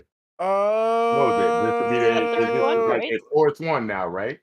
This is Third? the third one. Yeah. Okay, so they did it in the very first one that they made. Brought previous. They did it in the last one. But there are previous Bungie people that stayed and didn't go with Bungie and stayed at 343. So they didn't learn anything from them. So they've been working on Halo since Halo 1. It's just that the more people that they have on the team, that there's they have a lot of people that's inexperienced and don't know because there's been a hiring and this is going on with it throughout the industry. That there's a lot of people that they're looking for more talent. There's not enough talent out there right now. There's a shortage of developers. I read that on the Bloomberg report. So just like there's a shortage of aircraft pilots. I mean, come on. I mean, this is the big boy league when you're talking about Halo. Mm-hmm. There's no excuse for it if you're the big boy league. You're a triple A game, and you're supposed to be a triple A company. So you should be putting out triple A content on a consistent basis. But Go ahead. But they also went from doing just like a standard multiplayer and a standard single player to doing games of a service that they'd never done before, right, which they had no experience in. Yeah, but game as a service should not stop you from coming out with new maps. But but obviously it does. Obviously it is happening. Yeah. So I mean, it is. Well, they need to put the games as a service on a pause for a minute. That they can't. They're not going to do that. No, because they've committed. Yeah, they're committed to that. Well, then No you need matter to which get way it you goes, you what need way to it get rolls, you that's a what they're doing. group. You need to get you a crew of 20 people or something like that, The hell? What and are you have in them management? do map development. Have them do nothing but map development. Okay, so how many maps would you be happy with? At least 4 good ones on a good launch. 4 good ones. Well, I mean, it had more than Even if you 4. have to bring But some retro It, back and it, just reskin it. it But had more than 4. when Go ahead, Forge Mitchell. comes out, then you guys can create your own, right? That's what Right. Yeah, Forge but is. why Right, should we that's what have Forge- to do? Why should we have to do their work? Making maps. I can understand Forge. Forge has been around a long time, and people make maps, and they're wonderful maps. But they're not going to be in the main cycle. Forge maps are not in the main cycle of you playing a multiplayer with ranked people. I want ranked matches with new maps. That's what brings Halo to life. If you stay on the same stale old map over and over again, I'm not talking about free for all. That's a different story. They damn games. Battle Royale, that's a wholly different story. But Halo is known for its map.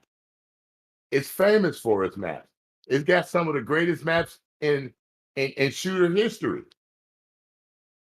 And you're not bringing it to us. You know, bring us that Halo fire.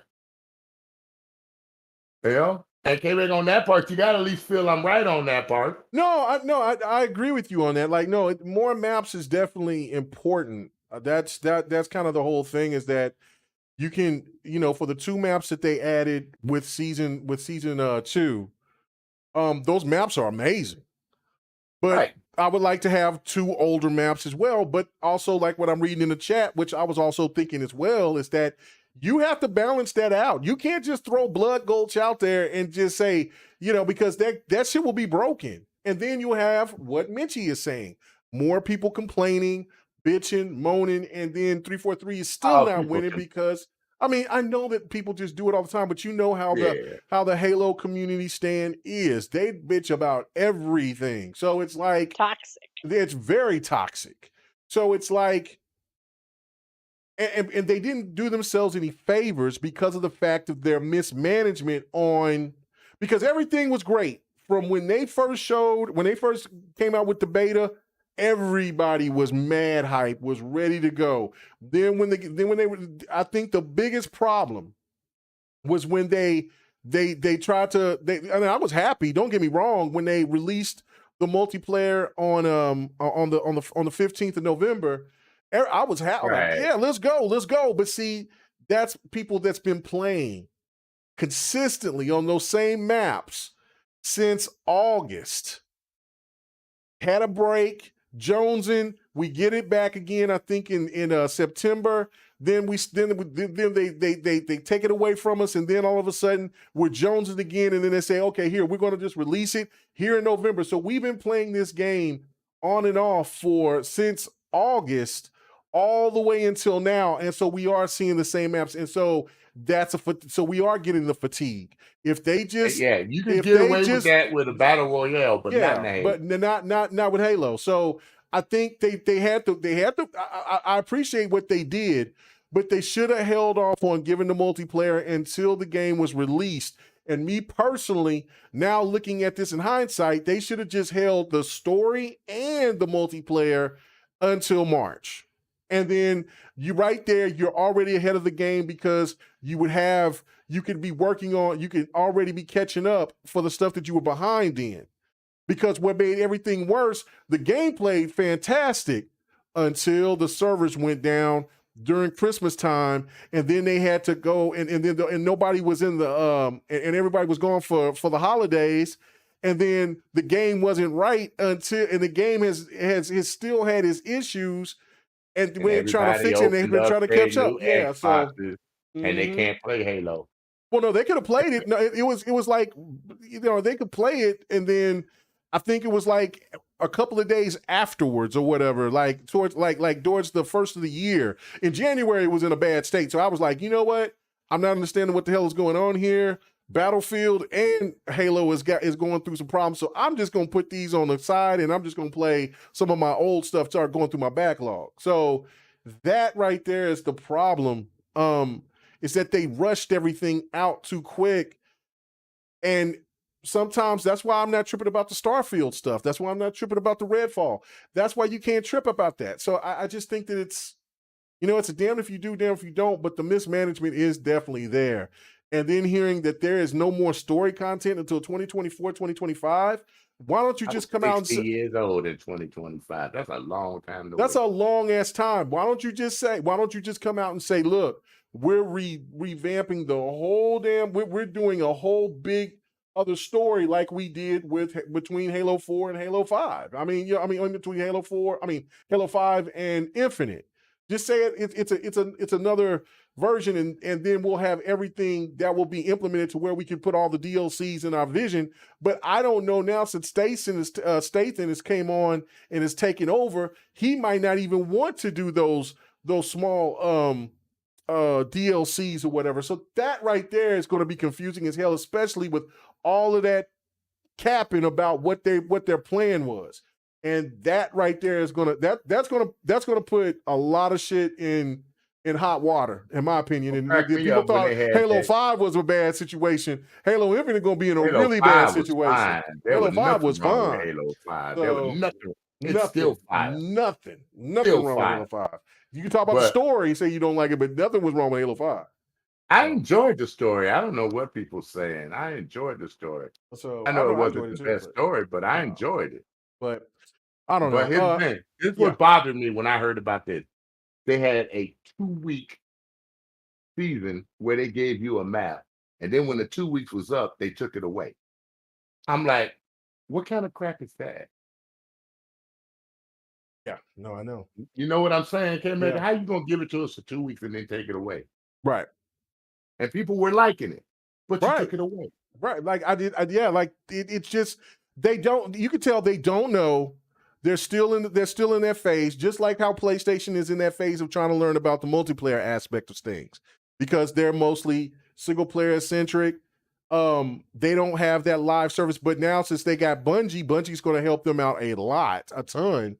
So now it's going to be up to Activision, the people who makes Call of Duty and stuff like that, to help out 343 on this live service aspect of it. It's pretty crazy, but I don't know. Ham, did you have anything to say before we move on to our next to last topic? Okay, go ahead. No, I'm here. I was just thinking, throughout the categories I listed off, I thought it's a yes, they're on live support, but it'll be back. Me too.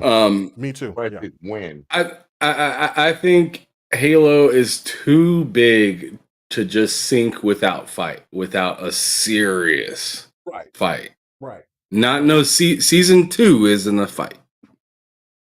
No, like we'll see in a few years how this game is doing for sure. But like, absolutely, I agree. Like with what you were saying, like the cracks are kind of showing a little bit, and it's not pretty. And they got, co-op coming around, but then they go on ahead and announce that you're not going to get any new content for a few years. So it's like, man, you're already kind of taking my excitement away from co-op. And like I'm just like, what? Like, I mean, once we get past it, beat it on beat it, then what else is there? Like, there's going to be other multiplayer games out there. I know that, but I'm saying, like, so and then if like the multiplayer is not, it's going to still be sparse like it is for the whole year of 2022. Yeah, Halo is not going to die, but it's definitely going to get hit across the head, especially go ahead. I'm sorry. No, but what I was going to say earlier, I almost forgot about it.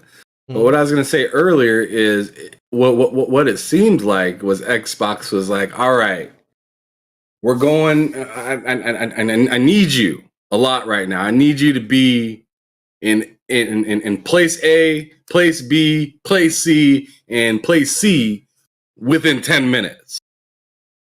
And 343 is like, I'll make it to place A, but I don't know about the other places. The other places is going to take some time to get to. So, you can kind of miss me with that. And so what we got, and you got to remember, this is free to play as well. Right. And I feel like a lot of people forget that this is free to play. You didn't spend $60 to play the multiplayer. You spent $0 to play the multiplayer. Right.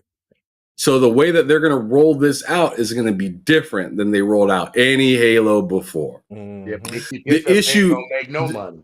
The issue is Forge to me specifically. Right. Specifically. Because it's like, hey, if you're going to roll out, the multiplayer being free, you got to give me some room to be able to like maneuver, make something happen with the little bit that we have. And right now we can't really make much but the same, repetitive, like we're like we're constantly making the same exact recipe of lemonade every single time. And it's just like, it was really good. It tasted fantastic at first. But as you were saying earlier, we played a little bit of this game through preview. Then they released the game early. And then I remember a lot of people before the actual game launched, I think it was like December 9th or December something. I don't remember exactly. December 12th or something. I don't know. But I remember a lot of people were like, yo, there better be some new maps. And I think that was including me, because I was like, man, I've been playing these exact maps for a minute now. Like most of these maps I've been playing since the earlier beta, right? So you got exhausted through it and it wasn't even out yet. And then once it comes out, you see that you don't got nothing really different other than the campaign, which the campaign to me was fantastic. Mm-hmm. But when I came back to play the multiplayer, I was still stoked. I was still riding that high of Halo just came out and whatnot. Once I hit that 100 mark to where you can't level up or, you beat the battle pass or whatnot. Once I hit that, it was kind of like one of those feelings of now what? It's near February. The game's been out for a couple months, and I'm thinking, maybe it's a now what situation for me, because I like to play through games and then go to the next, play through games and go to the next. And then I'm starting to look around and everyone else is like, you know what? I kind of had enough too. And then you hear Halo say, yo, our roadmap, we're delaying the roadmap. Yeah. And then you started this, it's kind of like taking the air out of the sails. So you feel that right then and there. And then season 2 comes around and it's like you're given a bag of chips when you were expecting a sandwich.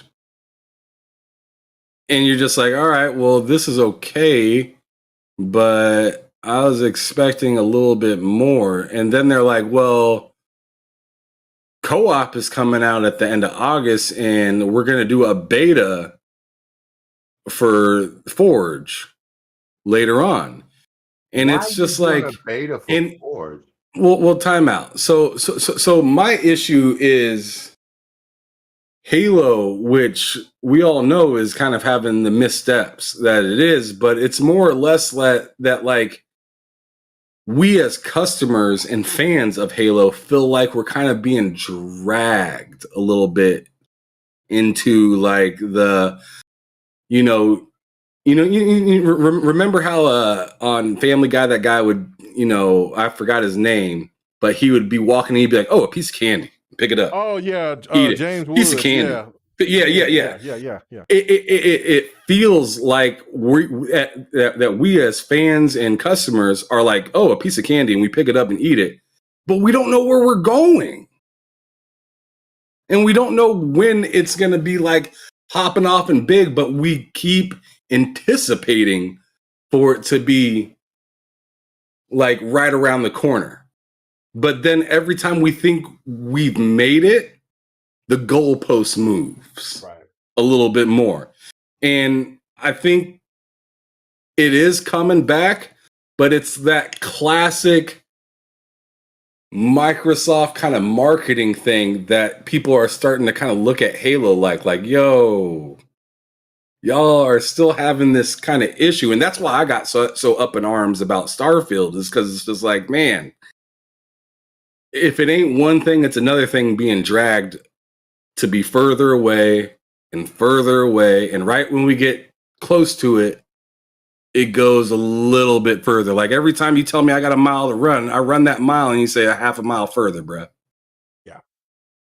So, I mean, to me, it's a compilation of exhaustion. You're exhausted from the maps of the game. You're exhausted of the campaign a little bit. You're exhausted of hearing the delays here and there. And then they shot themselves in the foot with the whole monkey thing. Yep. And it's just like, bruh, like as a fan, you're just like, bro, like, can you guys stop stepping on nails? We're just sitting back. We're rooting for you, but you can't stop from you don't stop fumbling it. Every time we punch you the ball, you fumble. Heck, So you're it's a little rolling frustrating. sevens, you're rolling seven, and you keep throwing snake eye out there. Yeah, right. Yeah. On your last hand, you throw a snake eyes every freaking time, man, I just hope that they get the help that they need to figure it out, because even before all of this, doom and gloom of Halo going on, we were hearing about, the revolving door that is the developers that will be there, work a contract and leave. And forever, people have been saying, y'all shouldn't do that. Y'all really shouldn't do that. Y'all need to have people that are dedicated, that are there, and there is no revolving door. There needs to be people that get used to these systems and stay in place and that are trusted, so you guys can deliver your products quicker, more efficiently, and be able to stand behind what you say. But instead, I feel like this whole free to play aspect, which I'm circling back to what I was talking about at the beginning, this whole free to play aspect shook this thing up so much that they just kind of don't know how to lay things out properly. Right. To where it's like, yo, we have this, and this available, but this is coming out, and then this is coming out. But instead, they're like, we have this, and this that we're working on, and we don't know when it's coming out, but it's free, so don't trip. We got you. And that's kind of like that's the stance that I feel like that they're taking this time around, compared to like a Halo 5, Master Chief. I mean, Master Chief Collection wasn't a debacle on its own. Oh yeah, right. Yeah, it was awful. Perfect now. It wasn't a debacle on its own, but it wasn't the content that was the debacle that time. It was just like the stability, if I can remember, right? Well, yeah. That game was so it was such a big project, and it's in a game like that has not been done before. So yeah, like they were overwhelmed, and they wanted to, and then of course it comes with deadlines, and like you were saying, well, I want you to do this here, do that there, do this here, and then they're like, well, okay, well, we just gotta throw this puppy out. You know what I'm saying? So I don't know. Let me read the super chat from Pixel Bit G. He says, Forge looks like a full development environment with sculpting and a full visual design language based on leaks. It looks like what did he say? What part? You said sculpting. Oh, you scripting. said scripting. My bad. Sorry, scripting. Sculpting. Why are we sculpting? Scripting. Sorry. And a full visual design language based on leaks. It looks like Unreal Engine SDK.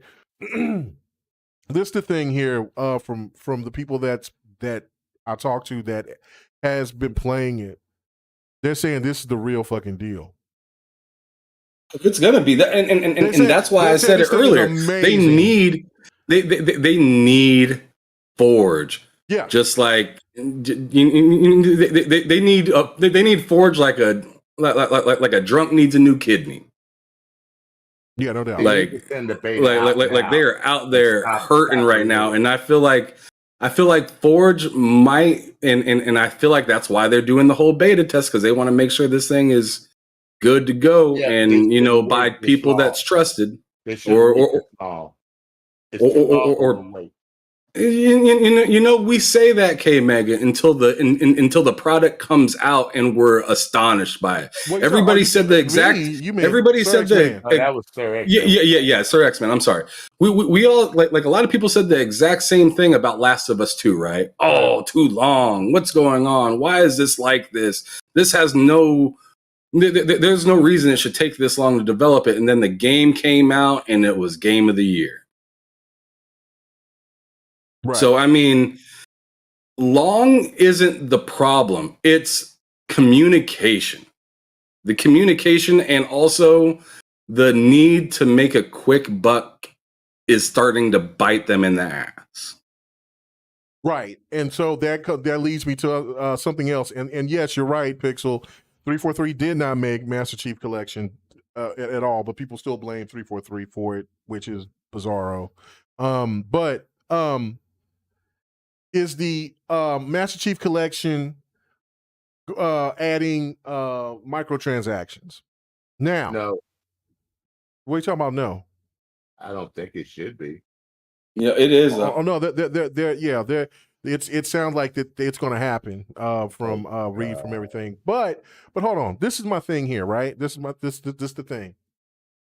When you look at the comparison, right, and Halo Infinite does have some cool armor pieces, some armor sets, things like that. There's some pretty good ones there, no doubt. But it's not as dope as Master Chief Collections. Master Chief Collections are incredible. Like they have some really incredible shit. So how I'm looking at this is that I think because of the fact that people like me, you, others, we enjoy Halo. We will always enjoy Halo, but we don't play. I normally would play Halo at least. Even when after years, I would play at least 3 times a week. I'm kind of reduced to playing like 2 times.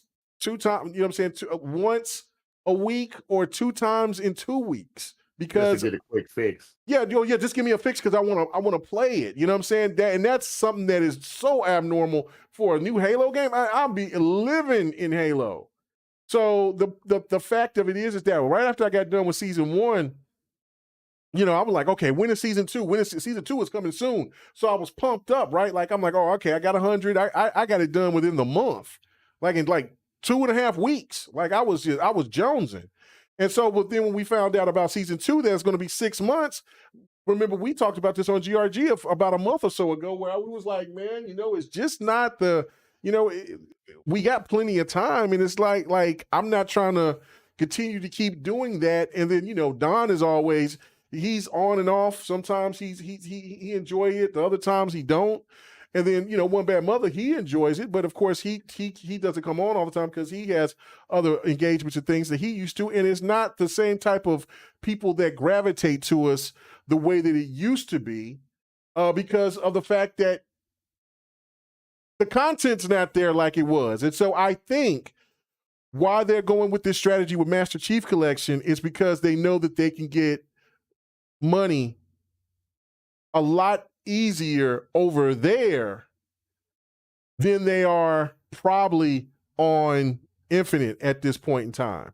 Yeah, because Master Chief Collection is big as fuck on it's ridiculous. Yeah, no, it's massive. But that's the thing to me is where it's like if Infinite is definitely going to come up with that same type of content eventually. But I think that they're looking at a way of like, and it's not pay to win or anything like that. I know that there was some people that was like, no, I think this is wrong. I know Cali Rex sent it to me and bought, and I was just saying like, look, microtransactions in every damn thing nowadays. You know what I'm saying? So it is what it is. But what keep people coming back and does pay money is that the people, like, you can still grind and earn everything that you want to, but then there's those people like that, man, I just got off work, it's Friday night, man. I don't want to. You know what I'm saying? I got shit to do this weekend. I just want to play and entertain. But I think there's some cool ass outfits. I'm gonna go ahead and spend a little bit of money so I can get these outfits and have me a good time. Playing the game. You know what I'm saying? I'm not. I don't trip about microtransactions like that. Like, I mean, pay to win or pay to play, or if, like, let's say that if they did something to where they slowed the progression down in order to force you to buy the microtransactions, then those are problems, and those things need to be addressed and quickly. But when it comes to just having some, just for people just to, they want to get those cosmetics, like, okay, and Naraka, like, I mean, I'm saying, Naraka. See, I'm over here tripping. I'm really messing up, and I'm not even drinking tonight. You know what I'm saying? So this is wild. Maybe you should. It'd probably come out cleaner then. You probably would, but see, I'm on a diet, so that's probably what it is. I'm hungry as hell. That's what's happening. I'm losing my damn mind. But anyway, so like the drip in that game is insane. Like, I'm like, oh my God, I want to buy this shit. Oh, I want to buy this shit. No, I'm finna grind out. But man, I want this outfit. Oh my God. See, that's what Halo Infinite has to do. And there's only been a few times that I've seen some outfits like, oh yeah, I'm going to play it until I get it.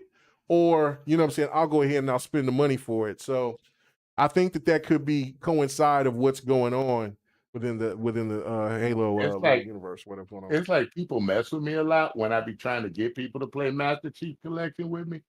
Master Chief Collection is fun, dude. It's just fun. I mean, not just sort of nostalgia. You can do anything you want, play any map you want in that game. You can play any mode style you want in the game. Right. And I'm sorry, that's what Halo Infinite is missing. It's missing that. You get a party going, open up. Me and Games Down was playing it like about a couple of months ago. We were going at it in lockout, man. It was fun. And I made a room and people jumped in with me, just randoms and stuff like that. Had fun. Yeah. And that's where I feel Infinite is missing. You don't have enough content to draw people in. Well, yeah, I mean, that part is very true. It's very true. That's the problem. That's what we're talking about. Like, I mean, they just got to get there. So, I mean, it's sad that they got to use Forge to get to where they're going to get. That's why I think why they putting some effort into Master Chief, because they know they got money coming in. They got people playing it over there. People play Infinite, but not as much as they do over in the other ones. Oh, Master Chief Collection. Yeah, no, there's people going back to Master Chief. What was you gonna say? Was you gonna say something, Minchie? About Master Chief Collection? Oh yeah, I thought I heard your voice, but I guess not. Okay. All right. Well, we beat that to death. Real quick, I just want to hear this, and then I'm going to get to the last topic of the night. Do you think the God of War is going to release in 2022? Mitchie, no. Yes or no? No. Ham Solo, what about you? Because. Oh, okay. Do you want it or no? Yeah, no, because. Go ahead. Oh, because. Okay. Yeah. I know the snitch said 1110. I know he hasn't been wrong. She said woo. No, he was wrong about Final Fantasy. What's called supposed to be coming to Xbox, like a remake. Didn't he wasn't that Zach in the picture though? Yeah, that was Core, but he said Core and what's called from my understanding. Now I could be wrong. Like I said, tonight I've been kind of slipping. So no, I thought he said that the remake was coming to Xbox. Me too. And I thought he said that. Yeah, I thought because I could have swore Randall Thor came out and said that he came on his podcast. Oh, and said, "Don't worry, Final Fantasy remake is coming." I could have swore that he said that. Yeah, then he had to walk that back on the next week because he realized it was a mistake. So everyone's saying he's batting 1,000, and I'm like, well, 80% still good too. Yeah, 80% is still solid. That's what they're sure. So the 1110. So everybody's going with that, and I just don't think it's coming. They haven't said anything about it. Nothing. It's silence. It's the Sony. I mean, Sony is all about silence, but I mean, it doesn't seem like it's coming. So I think it's like maybe February or March of next year. They didn't Okay. even tell nobody when No Man's Sky was coming. Microsoft had to say it. No, Sony That was said a when they. Well, they surprise. don't care about that anymore. So you talk about the latest version of, I mean the newest When version No of Man's Modern- Sky got released to Well, I don't Xbox. think he has that great relationship with Sony after Yoshida threw him under the bus. Yeah, you got When- nothing yeah, but yeah. refunds for Yeah, the game. yeah. Like Yoshida said, that shit ain't my fault. You got to go hit up old dude. You know what I'm saying? We ain't giving. Yeah, that's on him. So he So ended up having a smash hit on his hands after he fixed that. well, yeah, and that's the one thing that we know about with games now. They may come out broken, which is that is the new normal, but they do eventually get better over And I time. think if they would release now and it has some of the same issues maybe that Horizon Forbidden West had, then that would not look good for Sony. Okay, so and Yobi says correction. He said Final Fantasy VII remake is coming. He never gave a release date. Nah, man, that I ain't buying that bullshit. He said It's core. Like we all knew what the event was supposed. I mean, for And he had the little squares thing. Yeah, like for the events for the event, it was supposed to be released or we supposed to be announced this week. So just because he didn't give a date, he mentioned it and it didn't happen. So until then, it's just like when I say certain things happen, I still get people saying, "Hey, look, it ain't here yet." Nope, it's not. So maybe eventually. That's all I can say. Maybe eventually. But so If not, no. some of us can just play it on PC. Yeah, or PS4. PlayStation, yeah, or Switch if it comes to I mean, he Switch. might as well have said that Fable's coming too, if we're Right. talking like that. Right, We're not like, going there yeah. right now. Leave it alone. Fable and Forza coming out in 2027, right? You know what I'm saying? Just stop that. A bot gets all upset when we say shit like that. But yeah, okay, so what about you, Sir X-Man? Do you think the God of War is going to be coming out? I think it's going to come out in the traditional springtime. Okay, right, because you made that stance, and that was really good a pickup. That was real good pickup. Okay. All right, what about you, Ham Solo? So I told Gaming He's gonna say Forte this the same thing on absolutely. I told him the same thing. I told Gaming Forte and he's like, "Oh man, it's gonna come out next year. They ain't coming out with that this year." And I said, "Watch, they're gonna come out with that this year." This year, And I still believe that they're going to. And I mean, I've even heard it from fanboys that really love PlayStation. Like September is when they've had their event the last couple of years. So, but it's never when they had a God of War. I don't think PlayStation's thinking about all of that right now as much as they're thinking about when is just the best time, flat out. But check it out. PlayStation, no matter what we say, even though they're trying to innovate, they still try to stay traditional. Yeah, they're very traditional. They really do try to stay traditional. Yeah, as traditional as a subscription service, right? Well, yeah, that was just their desperation to try to do something. Yeah, exactly. My point. But and putting games on PC. Yeah, that's pretty traditional too. That's traditional. My money don't jiggle, it falls. Sure, make me wanna dribble. You're ugly. You're disgusting. I'm going to kill you. Give me $200. But every God of War except for Ascension and the one that came on the Vita has always been released in the springtime. That even the newer one. Some things just come out when they normally come out, and they also have a tradition of releasing their bangers in the spring. Always. Usually there's not much competition then, that's why. Right, that's and why. people get tax money. They got money to buy their shit. But now they find out that there's a lot of competition been popping up in the spring. It probably would now. be better for them if they release it like in the end of the November. year. Yeah. So there's no slots. Before. Well, They okay, don't so like they're to not going to win compete with Game of Call the of Year Duty or because nothing Elden Ring's like probably that going to win now. that.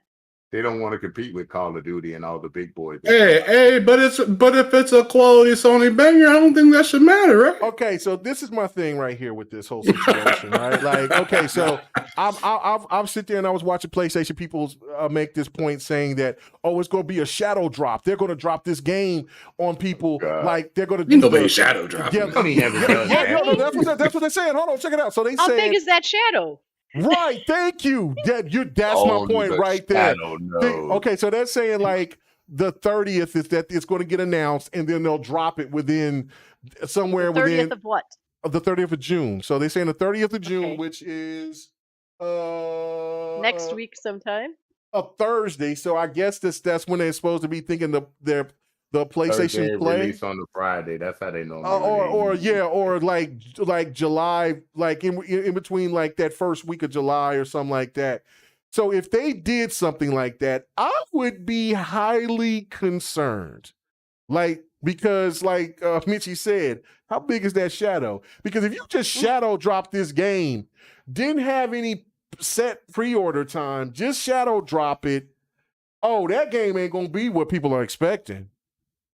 That game will probably be turning out like Miles Morales in the sense of it's Just we a got DLC. just a 10-hour Is campaign and this you're PS4 good. and PS5?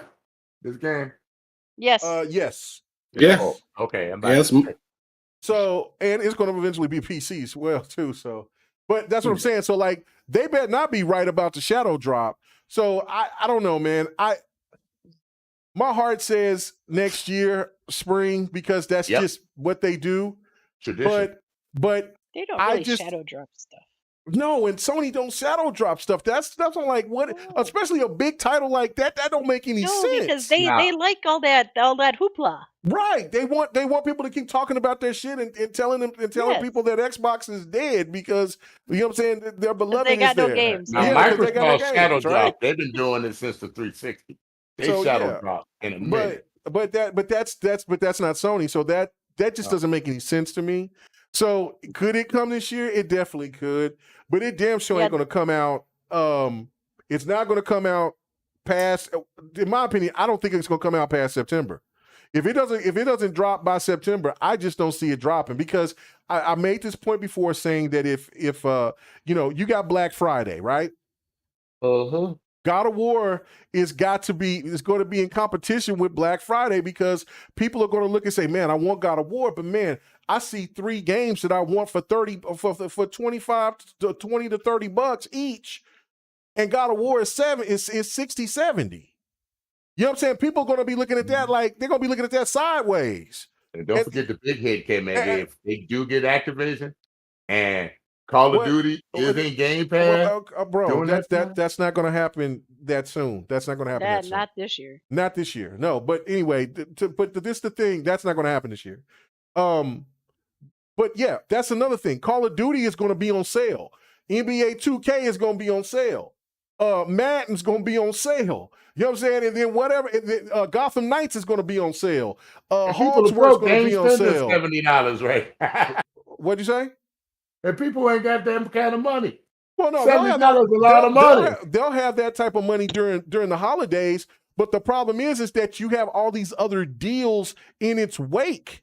You see what I'm saying? That's why I say if it doesn't come out in September, at the end of September, then I don't see it coming out because Sony's going to be in competition with other titles that they could sell. Like, I mean, even Horizon Forbidden West and all these other games, they'll have digital sales and all these other sales that will be at the end of the year that people are going to be grabbing that. Yeah. And so you'll sell $1 million or 2 million. But if you sold that game in a slot by itself in the beginning of the year during tax time, that game's going to sell about 5-6 million.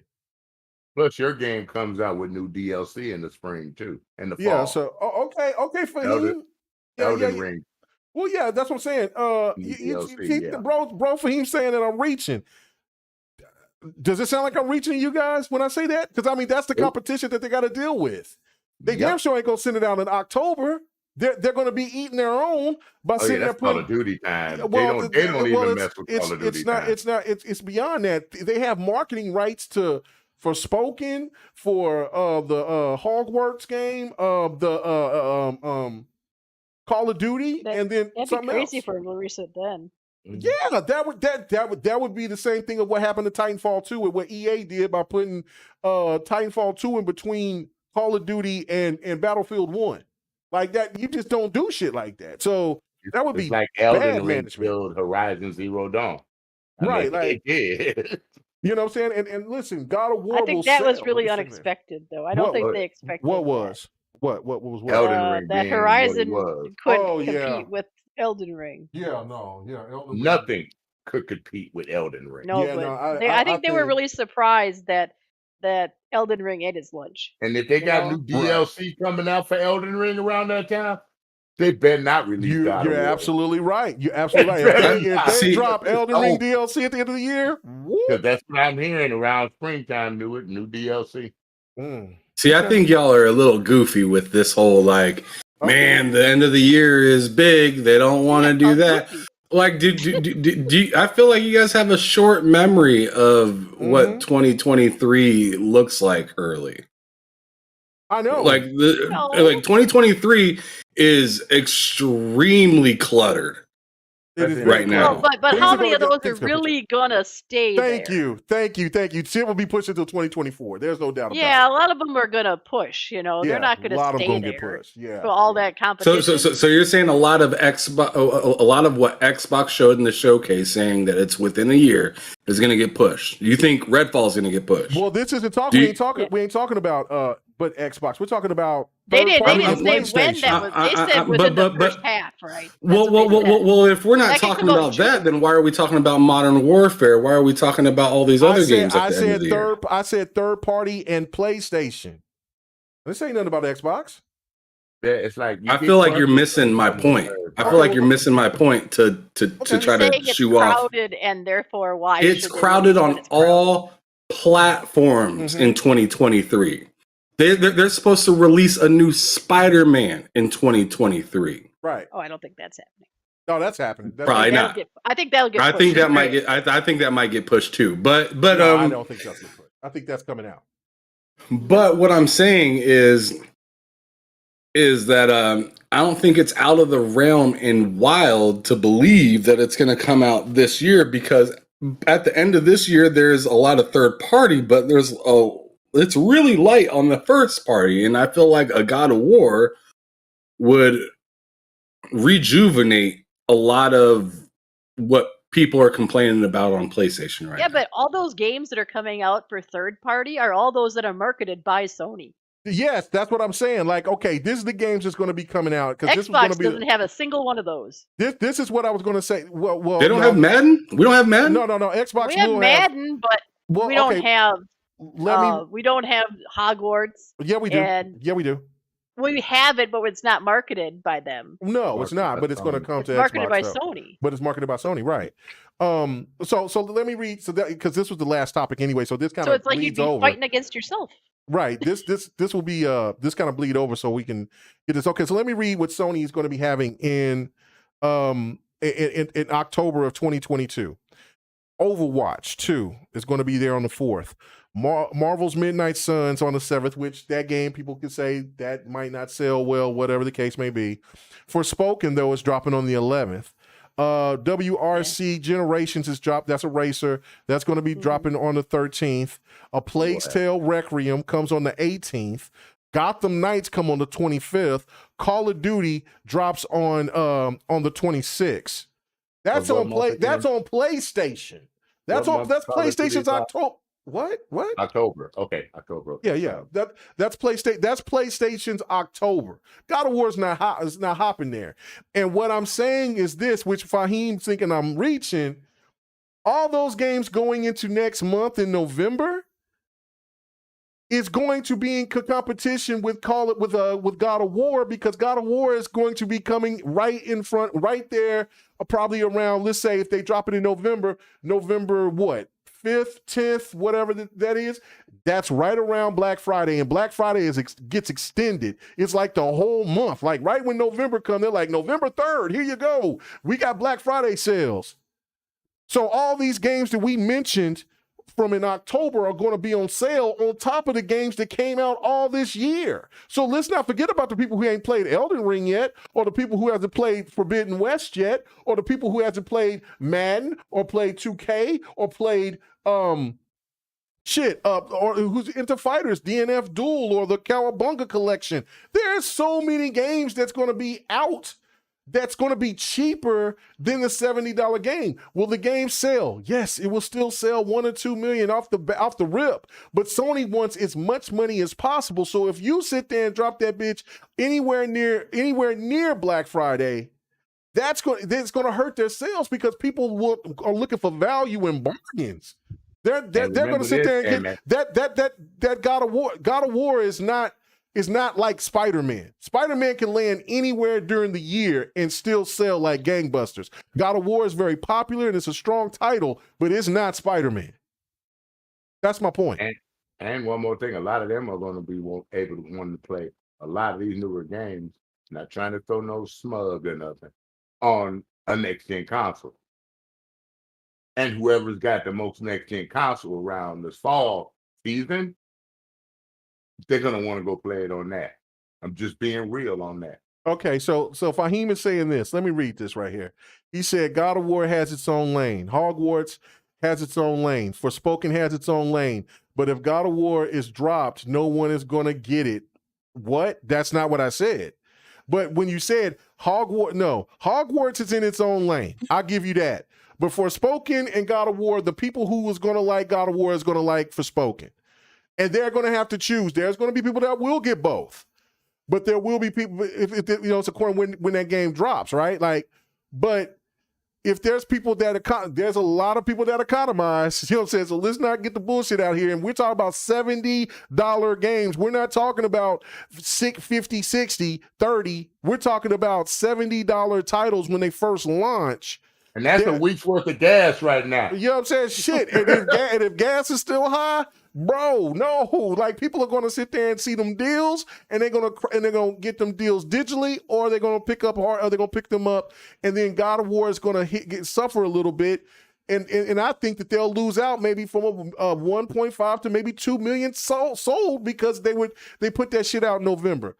I could be wrong, and if I am, please hit me over the head and tell me how wrong I am. But I just don't see it coming. Oh, I'm on your side on this one. Bro. Yeah, I just don't see it them dropping it in November. I think September is the perfect time for them, but it's according how much is better. Right, but springtime is the best. But if they drop it at September, then you also got to put in the equation about The Last of Us that's coming out, and then they're also going to have PC releases as well, and they might drop in September. I mean, in November. So see, K-Mega, I just don't agree because God of War is a console seller. Forspoken is not a console seller. It's a console seller, right? How many new consoles do they really have in the market right now? I don't know that, and I don't know that. Hold on, Elysium. No, you ain't gonna put words in my mouth, bro. I didn't say that it was gonna be overshadowed. I did not say that. If you're gonna quote me correct. Don't come in here with that bullshit. This is what I said, is that there are people that will be bargain shopping and they will get that. It's not going to be an overshadowed because people will see, oh, that's God of War. But what people will see is there's games that they want as well that's going to be cheaper that they wish that they could have got last month. And they see that Call of Duty is cheaper. It's $40, $50. It's anywhere from $30 to $50. God of War is not going to be on sale. If you drop it in November, it's not going to be on sale. And that's not being overshadowed. It's just that people are going to bargain shop. And there will be God of Wars to be picked up, but it's not going to be picked up on day one, though. I know. I can pick up God of War before I pick up the other games. That's me, though. Yeah. It's not everybody else. You know what I'm saying? I mean, shit. Let's be real about it. People rely on people when it comes to their people's pockets. They ain't loyal to shit. So don't come here talking about making shit that I said. I didn't say that anything was being overshadowed. I'm just saying that people are going to be looking at their pocketbooks more than they are going to be like, well, I can get God of War later on. Wait till that shit goes on sale. That's what people will say. I just don't think so on that one. I think that as soon as God of War gets announced, drop the only way I think that it could possibly come out in 2023, which is still very possible, and I mean you guys could be very right, because they did the same thing with Horizon, announcing it around late summer or something like that, and then said, it's coming out in February or something like that. And they did the same thing with GT coming out in early spring and stuff like that. So it's very possible that they could still do that and give that the window of clout that they want. Right. But I also think it's very possible for them to go on ahead and drop it this year when there's not a whole lot of first party presence around. And you could really, steal the show for the rest of the year with that, because at the beginning, they've always had a lot of their big releases in spring. They Well, very rarely have we done know that, Sir X Man. Well, they dropped Death Stranding at the end of the year, and that didn't sell not well. just that, even on PS2 and PS3. And they're going to want to have that as Game of the Year contender. Thank you. That's my other point. And Thank it's not you, going to win Mitchie. this year because of Elden Ring. Well, that's the question right there. So then you have to put.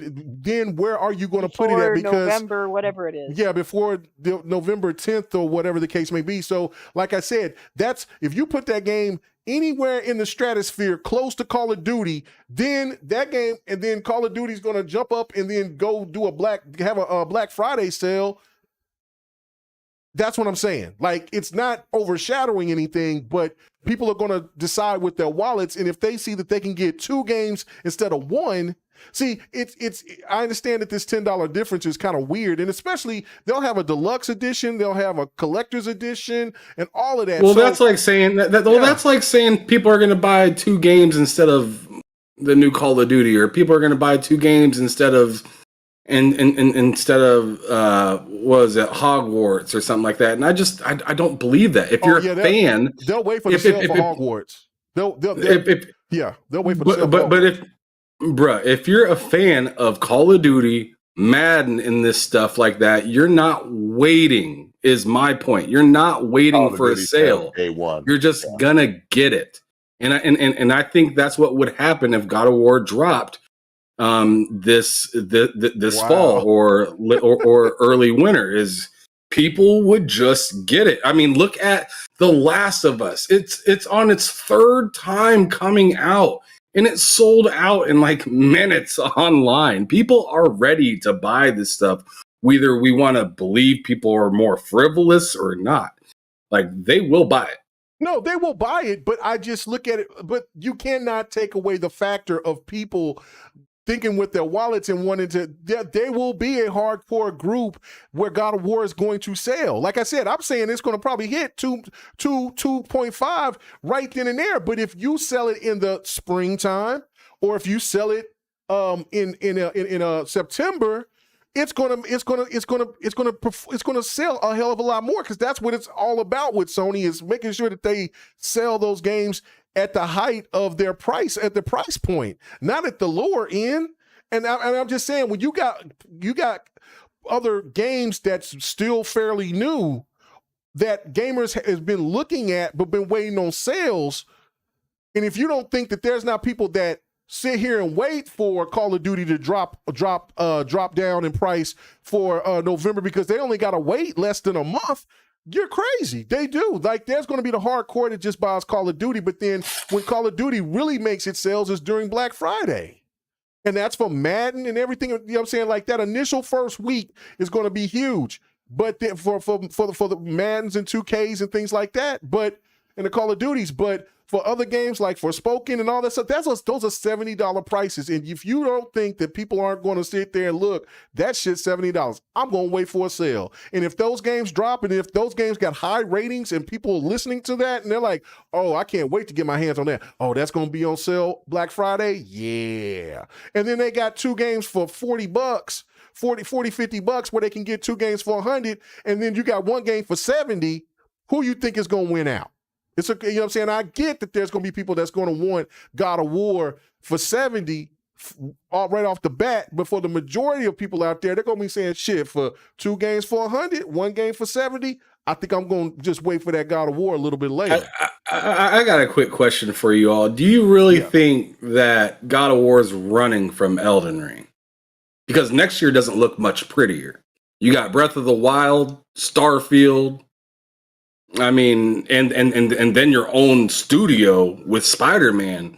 I mean, Wait a I minute. feel hold on. like If they people. want Game of the Year, they are. Yeah, Because they aren't going yeah. to win it over Elden Ring. Yeah, and that's what I'm And saying. they're If they all do- about Do awards. you think they have a and better chance of pomp and winning it over circumstance. Breath of the Wild though? And a we don't new know for fresh sure game that like Breath of the Wild is Starfield? coming out next yeah, year. Yeah, yeah. Sony Yeah, hasn't announced when that was coming out. Bro, Elysium, man, I don't know, bro. He says what multiplayer game sells at retail better than God of War? None of them, and they're multiplat. Man, stop that. Come on now.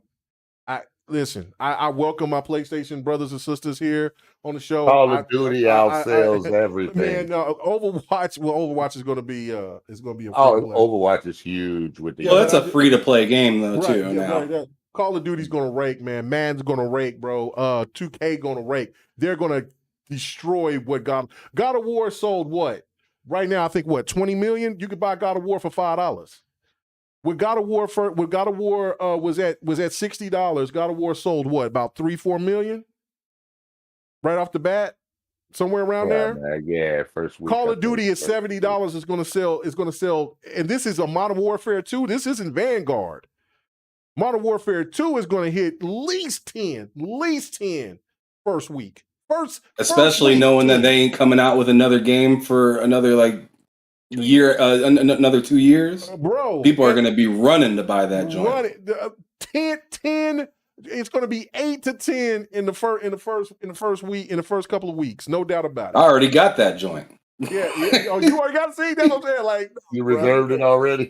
Oh yeah. Well, yeah. Me and my on. bro went half on it because we share. So y'all game share. we game share. So we went on ahead and went half on it. Yeah, that's a day one cop for me too. I'm getting that. Yeah, that looks so card. good. I haven't bought a Call of Duty in a long time. Yeah, bro, that first Modern Warfare that they reenacted, that was fire. It looked beautiful. So I haven't had no interest in Vanguard, but yeah, no, man. Listen, it's not about. I get it. God of War can come anytime that it wants to. But how Sony is looking at it from a business perspective, or I'm just giving my perspective of how I think Sony is looking at it, is that we want to maximize as much dollars off of this product. And I feel this September or the beginning of the year is the best time. Yes, they can drop it in November. Yes, they'll brag about, oh man, this was one of the hottest selling God of War, PlayStation games of the year. But it's also what Minchie was saying. Like they got to put it in right. They want to try to take a chance. If this God of War is going to be really, really good, if Ragnarok is going to be good, then they want to compete against Elden Ring.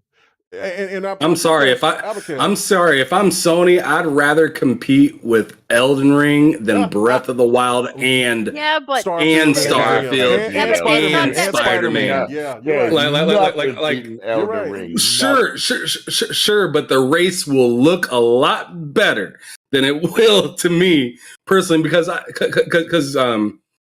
what PlayStation doesn't want is any smoke from Nintendo, bro. They don't want that smoke. No, I mean, they're willing to, go tooth and nail versus Xbox, but they don't want that smoke from Nintendo. No, they don't. But they thought that with Horizon 2 and Elden Ring ate its lunch. I mean, really. Yeah, they had no idea that was going to be that big. No. And they thought Horizon was going to do really well, and it do half as well as they thought it would. No, and that was during their hottest month, and again, you look at a game that's $60, a game that's $70, that $10 means something to people, bro. Like, I mean, gas, groceries, everything is high. And I'm sure Sony saw this Call of Duty. But some people who like to smoke, which I don't like to smoke, but shit, that's $10, or that's a blunt, that's some cigarettes, that's something. You know what I'm saying? That's $10 Sony probably said that we are not ready to go against this big Call of Duty coming out. They could be thinking that this Call of Duty is going to be huge. Well, everybody and their mama wants it. It's their marketing. They're going to reap the benefits of that. That's why they have the marketing rights to Call of Duty. That's what I'm saying. Like they would have to put God of War out and within that first week of November. To hit that deadline to make it to be a contender for Game of the Year, because that's their bag. And yes, I do agree with you, Ham. It's a better situation to go against What? Like people over here talking about Ninja Turtles? Like, but I don't think Ninja Turtles is going to be in that same discussion for Game of the Year. Or Shredder. But it'll, you know, you got Requiem. You don't know. Forspoken might be an amazing game. Hogwarts might be dope. You know, I remember Batman when might be good. Overwatch won Game of the Year, and we was like, what? Right. I don't think Overwatch is going to win this year, but I'm just saying, like, the competition at the end of the year is going to be ridiculous. Like somebody said in the chat, winter is coming. You know what I'm saying? Like, and then right after that, we going right into next year. And if half of those games come out, man, people gonna be hurting, man. People gonna be begging for services because that shit. My wallet's gonna be hurting next year, that's bro. What I'm saying. It's like, bro, next year, Breath of the Wild, on crutches. And Nintendo's coming in with their heat. Oh my god! And hold on, wait a minute. Is it because Nintendo's Direct is coming out this year? So what if Xenoblade 3 or whatever? What is it? Xenoblade, I think. Xenoblade, yeah. Yeah, Xenoblade 3 drops. Or Pokemon. Shit come on, man. Give me a new Star They have Fox. one of them a year. Give me a new I Star know, Fox. but still. I'm getting a Switch for a new Star Fox. Yeah, we'll see. But anyway, we went extra long. I'm sorry, guys. I was wanting to just do 2.5, but anyway. But there'll be no GRG next week. You know what I'm saying? I usually around this time I take off for about a week or two. You know what I'm saying? But I will be dropping plenty of content for myself. You know what I'm saying? I'll be doing some videos. Hopefully by this time, maybe me and Sir X-Man and a couple other people could talk about some of the stuff in the podcast that I've been trying to get out here to you guys. Maybe that could be in between that week or two that we can have the debut. Michi on that side, she could be on the show too. For the RRP. Well, I don't want people just all on our side. I want people. I want. No, I want some Republicans on there too. Well, it don't have to be Republicans. It could be people. It could be just people. You know what I'm saying? Shit. Like it don't have to be. We talk about anything. I forgot it ain't all. We can talk about everything. It don't have to be all politics. But yeah, we'll be talking mostly politics. But it's just be. You know, I'm sure of it. But yeah, no, I want everybody. I don't care. We come and talk and have a good time. So. You know what I'm saying? Because everybody have a voice on what they want to say and what we want to talk about. That's what that's all about. But maybe we could try to get that in. But yeah, thank you guys so much, man. Mitchie, where can they find you at? Thank you for stopping on by today. They can find me at Mitchie71 at Twitter, and they can find me at Mitchie1971 on Xbox and Mitchie1971 on PlayStation. Nice. Oh, Poe, yes. But Callisto Protocol comes out in December, so it's not going to be up for whatever. But that game, play that at Christmas time. That would be awesome for a Halloween game, man. But that's coming out in December. But yeah, Christmas. Yeah. But that game looks out. That game looks so damn good. Like I'm not into spooky either, but man, there's something about that game. I just want to get down on it. Like. That's something I watched someone else stream. Yeah, like I think I was screaming at it. Watch Mega stream it. Cry like a bitch. But anyway, so so Ham Solo, man, appreciate it. I know you did double duty today. Where can they find you at, brother? Yeah, so obviously you guys can find me here every Friday on GRG, but other places you can find me. On Twitter, HamSolo05 Gaming on there. And then as for my own podcast, I do TSWS Gaming on YouTube. We do a few different shows. One is Behind Them Sticks. I do every Tuesday and Thursday. It's like a creator feature. I talk to all different types of people all around the world, from K Mega to Wandering Dutch, and I've talked to a ton of different people. I'm nearing episode 70, so I've got a lot of different people that I've talked to. And then on Fridays, as K Megan was saying, I do double time because I'm here as well, but I also do bullsitting on the same channel, TSWS Gaming, where it's me, Loke, and Cozy Beluga, whatever the hell she's eating. Loke does these fantastic quizzes at the end of our shows for the most part. And he always has some extra stuff to say when we all think we're thinking one way. Loke's always thinking in a different direction. So it's very interesting to see our to see our takes, because we're all very different people and we all live in very different areas. So check us out there. And then on Sundays, I do the Game Drain, which is another channel on YouTube as well. So I stay pretty busy. That one has me, Matt Likes Games, Hard Days Mike, and it's me, Twan. K Mega was on that show. I want to say, was it like a couple weeks? No, it was a couple weeks ago. Were you on that one? I don't remember. Man. Yeah, I was there. I'm getting lost with all my damn shows. I was there 2 weeks ago. I was there 2 weeks ago for that one, and then last week I was on with I was on because y'all did a special Saturday edition of bullsitting. So. Oh, right. So yeah, I'm getting lost, 'cause I'd be be podcasting all the goddamn time. But But yeah, that's where you can check me out. Hope to see you guys in the chat someday, and hit me up if you ever want to be on Behind Them Sticks. I love talking to gamers of all sorts and whatnot, whether you're a content creator, developer, or just your regular gamer. I like to talk to you. Yes, so nice. Yes, Abacab, I do know how to block. That was an early recording when I was playing when I first started playing on the beta. So yeah, my block game was not on point. But I'll put these hands on you deliciously. Don't worry about that. I've gotten so far on Naraka, I got 10 to 11.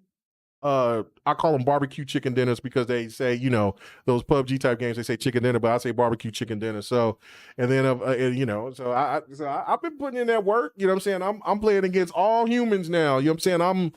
I'm not even in the bronze. I got that barbecue sushi dinner. That's what you need to say. Goofy All Uncle Productions. Hey, I know I'm 5 years late. Oh, Lord. You can't fuck with me. I'm on a different level. Yeah. Money so big, niggas think I'm yeet. Bitch, you can't compete. Lil' ho, get on your knees and lick the cheese. I'm finna get Let's go. Where do you find this shit? Oh my God. Anyway, yeah. Go. That was confusing. I know, right?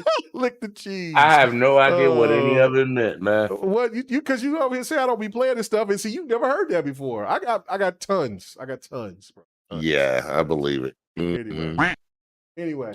All right. So Sir X-Man, go ahead. Where can they find you at, brother? I'm just here. Emotional damage. That's what we heard from you. I'm just tired, bro. That's all. Just been tired lately. That's all. Yeah, man. We slow down. I'm telling you that right now. So got to keep making money, though, bro. I hear you. So. Yeah. All right, y'all. Like I said, will be no GRG, but I will make it up to you guys because I will be doing Fight Night. I know I said I was going to be doing Fight Night multiple times last week. I did not. Instead of doing Fight Night on that, Sunday. Nikita.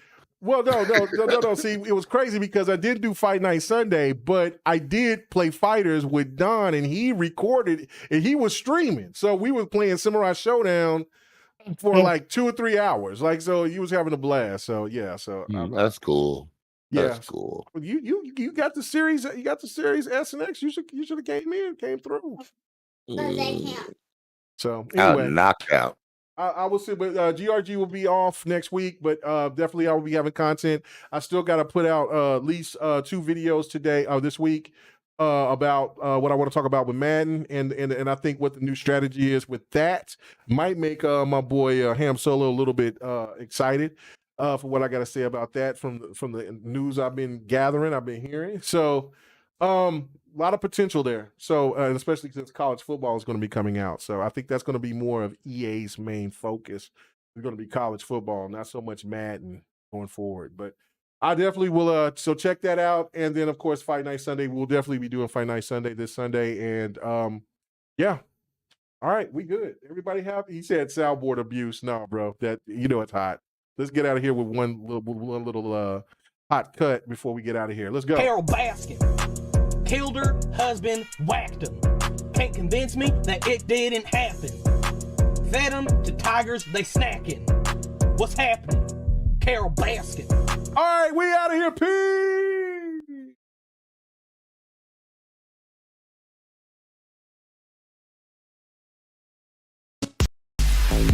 Hey, thanks for checking out the GRG podcast.